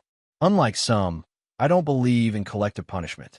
You'll face scrutiny, but likely emerge with your professional credentials intact. Cole gathered his tablet. Your personal reputation is another matter entirely. Before Tessa could respond, Cole's phone buzzed. It was Dominic. Bradford's private jet just filed a flight plan for Zurich, Dominic reported. Departure in 90 minutes. Right on schedule, Cole noted. Activate the final protocol. Tessa watched him, confusion evident on her face. What final protocol? Bradford's contingency plan was always to flee with his offshore millions if things went sideways, Cole explained. But fleeing requires a clear exit path. On cue, Cole's tablet displayed a breaking news update. Pharmaceutical CEO Bradford Reeves named in criminal complaint. Assets frozen worldwide. Tessa sank into a chair. This is so much bigger than an affair or a public humiliation. Why, Cole? What does any of this actually gain you? Justice, Cole replied simply. Bradford used you to get to me. He used both of us in his war against Cain. He was willing to endanger patients' lives for profit, and he believed that wealth and power would protect him from consequences. Cole moved toward the door. I need to go. I have one final meeting tonight. With who? Cole paused. My parents. Chapter 8. Sins of the Father. The elegant restaurant overlooking the harbor had been Gregory and Diane Harrington's favorite for decades. Cole arrived precisely on time, observing his parents through the window before entering. They sat at their regular table, his father impeccably dressed in a tailored suit despite being retired for 5 years, his mother wearing her signature pearls, both of them radiating the polished confidence of people accustomed to respect and deference. Cole, darling. His mother greeted him with an air kiss as he approached. We were surprised to get your invitation, especially given the circumstances. Son, his father acknowledged with a curt nod. Quite the scandal you're caught up in. It's all over the news. Cole took his seat, noticing how his father had chosen the word caught rather than created or exposed. I thought we should talk, Cole said simply. Face to face, given everything that's happened. A sensible approach, his mother approved, sipping her martini. Though I must say, your handling of the situation with Tessa seems rather extreme. Marriages hit rough patches, dear. Public scenes and corporate takedowns aren't how responsible adults resolve their problems. Cole studied his mother, seeing the calculation behind her concern. You've spoken with Tessa recently? Of course we have, his father interjected. She's distraught. Her career is in shambles. And instead of working through your marital issues privately, you've chosen to burn everything to the ground. Interesting perspective, Cole noted. When did loyalty to Tessa outweigh loyalty to your son? Diane Harrington set down her glass with a sharp click. That's unfair, Cole. We've always supported you. Have you? Cole asked mildly. At the party, when Tessa publicly humiliated me, you laughed along. When she handed me scraps while serving everyone else a gourmet meal, you nodded in approval. She was under tremendous pressure, his mother explained dismissively. Everyone says things they regret at times. What she said wasn't the issue. It was that you endorsed it, Cole replied. But then, you've always held Tessa in higher regard than me, haven't you? His father's expression hardened. That's absurd. We've always been proud of your accomplishments. My accomplishments, perhaps, but never my choices, Cole countered. You wanted a son who would follow the traditional path, law school, corporate ladder, country club membership. Instead, you got someone who built something innovative from nothing. And look where that's led, his father retorted. Your company is successful, yes, but this vendetta against Bradford Reeves and Altura Pharmaceuticals will have repercussions. The business community has a long memory, Cole. Cole leaned forward. You're concerned about repercussions to my reputation, but not about what was done to me? Interesting priorities. His mother reached across the table, her expression softening into practiced concern. Darling, we only want what's best for you. This destructive behavior isn't healthy. Tessa made a mistake, certainly, but destroying her career and taking down an entire company in revenge won't heal what's broken between you. Nothing between Tessa and me can be healed, Cole replied firmly. But this isn't about revenge. It's about consequences. Same thing, different name, his father muttered. No. Cole shook his head. Revenge is emotional. Consequences are logical outcomes of choices made. Tessa chose to have an affair with Bradford. Bradford chose to manipulate clinical trial data and endanger patients. Both of them chose to humiliate me publicly. Now, they're experiencing the consequences of those choices. His father's eyes narrowed. And what about our choices? Are we experiencing consequences too? Is that what this dinner is about? Cole met his gaze steadily. Yes. An uncomfortable silence fell over the table. His mother broke it with a nervous laugh. Really, Cole, you're being melodramatic. We're your parents. We've supported you your entire life. Have you? Cole asked again. Let's test that theory. When I started Nexus Security, who invested in my company? Not you. You called it a risky diversion from a proper career path. When I developed the encryption protocol that eventually sold to the Department of Defense, who celebrated that achievement? Not you. You were too busy attending galas with Tessa's pharmaceutical colleagues. We were allowing you to stand on your own feet, his father insisted. Not coddling you like so many parents do these days. Coddling and basic support are very different things, Cole observed. But the past is merely context. Let's focus on recent events. After the party, after Tessa's public humiliation, after discovering her affair with Bradford, did either of you call to check on me? To ask how I was doing? To offer any support whatsoever? His parents exchanged glances. We thought you needed space, his mother offered weakly. No. You called to remind me how much my career had benefited from Tessa's connections and to suggest I consider the practical aspects of reconciliation. Cole's voice remained calm, but took on a steely edge. You prioritize my connection to Altura over my dignity and emotional well-being. You chose Tessa's career over your son's heart. That's a gross mischaracterization, his father protested. Is it? Cole removed a small recorder from his pocket and placed it on the table. Let's review, shall we? He pressed play, and his mother's voice emerged clearly. Cole, darling, I understand you're upset about Tessa's indiscretion, but you need to think practically. Your security contracts with Altura have been the cornerstone of your business growth. A divorce would jeopardize all of that. Sometimes in marriage, we must overlook certain disappointments. Cole stopped the recording. Would you like to hear what you said next, Dad? About how I should man up and handle this discreetly, because Bradford Reeves is not someone you want as an enemy? His father's face had reddened with anger. Recording your parents without consent? That's a new low, even for you. Interesting that your concern is about the recording, not about what you actually said, Cole noted. But don't worry, I didn't record that conversation illegally.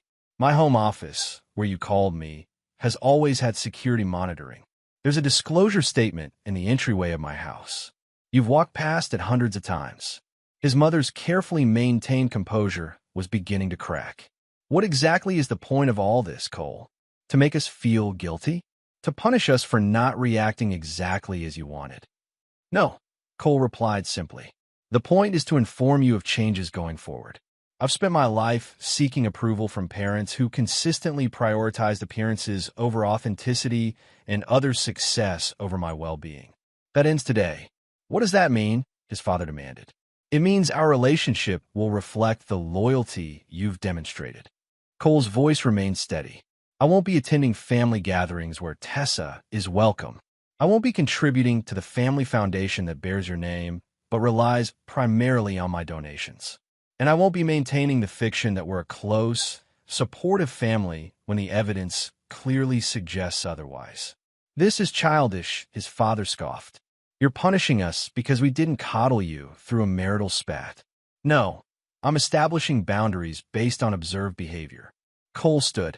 You show me exactly where your loyalties lie. I'm simply adjusting my expectations accordingly. His mother's eyes filled with tears. Whether genuine or tactical, Cole couldn't be certain. Cole, please. We're family. Whatever mistakes we've made, surely we can work through them. Perhaps, in time, Cole acknowledged. But that process begins with honest recognition of those mistakes, not dismissing them as my overreaction. As Cole prepared to leave, his father grabbed his arm. You'll regret this approach, son. When this scandal with Bradford and Altura blows over, you'll find yourself isolated. No wife, strained relationship with your parents. Is that really what you want? Cole gently removed his father's hand. What I want is authentic relationships based on mutual respect and loyalty. If that means a smaller circle, so be it. And your revenge against Bradford and Tessa? Has that given you the satisfaction you sought? His father asked bitterly. It was never about satisfaction, Cole replied. It was about justice. Bradford's patients deserved safety. His employees deserved honest leadership. And I deserve better than what Tessa and you offered. He stepped back from the table. Goodbye, Dad. Mom, take care of yourselves. As Cole walked through the restaurant, his phone buzzed with a news alert. Breaking. Former Altura Pharmaceuticals EVP Tessa Harrington to testify against CEO Bradford Reeves in exchange for immunity. Cole smiled slightly. Tessa had always been a survivor. Outside, Dominic waited in the car. How did it go? Exactly as expected, Cole replied, sliding into the passenger seat. What's our status with Nexus Security? The government contracts are secured, and our private client list is growing since the Altura expose, Dominic reported. The business world is divided. Some think you're a corporate vigilante. Others see you as a necessary correction mechanism. Either way, our security services are in high demand. And Bradford, under house arrest, pending trial. His assets remain frozen. The evidence you provided to federal investigators was comprehensive. Cole nodded, watching the city lights reflect off the harbor waters as they drove. And the final package for Tessa? Dominic hesitated. Delivered to her attorney this morning. All evidence of her non-involvement in the data falsification, plus documentation of Bradford's plan to frame her if the problems became public. He glanced at Cole.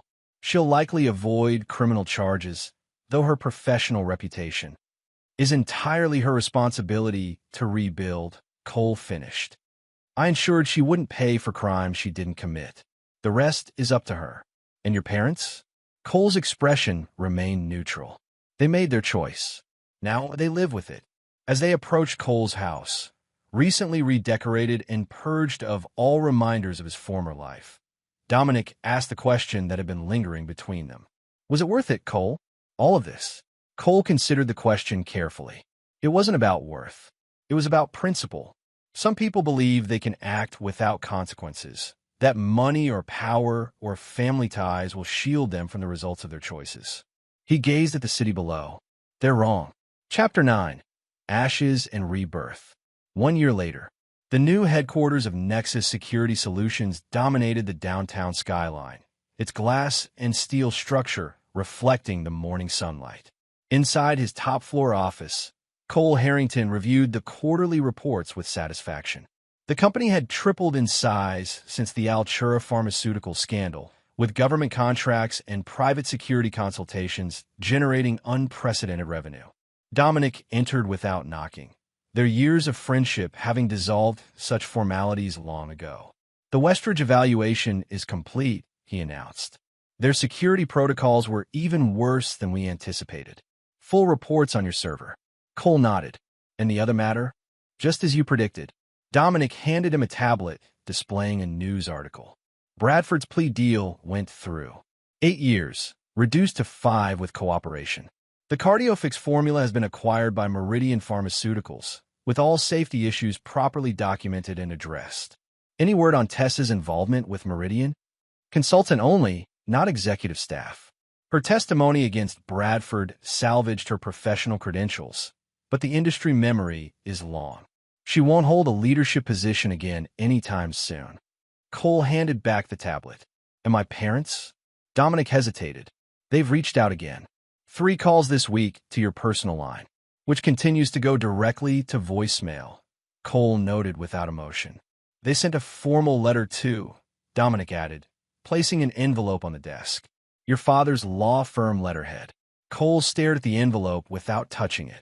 Probably another attempt at reconciliation on their terms. Probably, Dominic agreed. Though it's been a year. People can change. They can, Cole acknowledged. But typically only when the consequences of not changing become too uncomfortable to bear. He finally picked up the envelope. I'll read it later. Their conversation was interrupted by Cole's assistant, Riley. Mr. Harrington, Your 10 o'clock is here. Dr. Lauren Mercer from Meridian Pharmaceuticals. Cole straightened his tie. Send her in. Dr. Mercer entered. A striking woman in her late 30s with intelligent eyes and a confident bearing. Unlike Tess's carefully calculated professionalism, Lauren Mercer's demeanor suggested authentic competence rather than ambition. Mr. Harrington, she greeted him, extending her hand. Thank you for meeting with me directly. Most security firms would have sent a sales team. Nexus isn't most security firms, Cole replied, gesturing for her sit. And Meridian's acquisition of the CardioFix formula makes your security needs unique. Lauren nodded. That's precisely why I wanted to meet you personally. Your role in exposing the data manipulation at Altura demonstrated not just technical expertise, but ethical commitment. She leaned forward. We're rebuilding public trust in a medication that can save lives, but only if patients can be confident in its safety profile. That requires absolute data integrity. I understand completely, Cole assured her.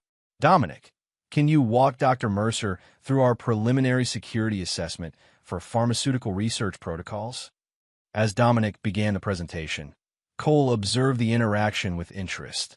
Throughout the scandal and its aftermath, he had maintained his professional focus, channeling his personal disappointment into building Nexus into an industry leader. The meeting proceeded efficiently, with Lauren asking incisive questions that revealed both technical knowledge and genuine concern for patient welfare. By its conclusion, Meridian had contracted Nexus for a comprehensive security overhaul. One last question, Mr. Harrington, Lauren said as she prepared to leave. Given your history with Altura, I have to ask, are you comfortable working with a company that employs Tessa Harrington, even in a consulting capacity? My issues with my ex-wife were personal, not professional, Cole replied evenly. And my focus has always been on patient safety and data integrity. If Tessa's expertise contributes to those goals at Meridian, I have no objection. Lauren seemed satisfied with his answer. I appreciated your direct approach. Perhaps we could continue this discussion over dinner sometime? Purely professional, of course. The invitation caught Cole by surprise, though he didn't show it. I'd be interested in that, Dr. Mercer. Lauren, please, she corrected with a smile. I'll have my assistant contact yours for scheduling. After she left, Dominic raised an eyebrow. Purely professional? Probably not, Cole admitted with the ghost of a smile. But a year is a long time to focus exclusively on work. Later that evening, Cole sat alone in his home office, Bradford's unopened letter from his parents still on his desk. Finally, he slit the envelope open and read. Cole, a year has passed since our last conversation. In that time, we've had ample opportunity to reflect on our failures, not as professionals or as social fixtures, but as parents. Your mother and I have spent our lives prioritizing appearances over authenticity. We valued others' perceptions more than our son's well-being. When you needed our support most, we instead calculated the social and professional advantages of maintaining connections to people who had betrayed you. There is no justification for these choices, only recognition of their fundamental wrongness. We do not expect forgiveness. We have not earned it. But we would ask for an opportunity to demonstrate that even late in life, people can recognize their failures and attempt to become better. Whether you choose to respond or not, know this. We are proud of the man you have become, not despite our absence of support, but in defiance of it. Your strength of character and commitment to principle revealed the poverty of our own. With genuine regret and hope, your father. Cole read the letter twice, testing each word for sincerity versus strategy. His father, the consummate lawyer, had always been skilled at crafting convincing arguments. Yet something in the phrasing suggested authentic reflection rather than tactical maneuvering. He picked up his phone, hesitated, then set it down again. Forgiveness, like trust, couldn't be manufactured or accelerated. If his parents had truly recognized their failures, they would understand that rebuilding a relationship required patience and consistency, not just a well-worded letter. Instead, Cole opened his laptop and began composing an email to Lauren Mercer, suggesting a date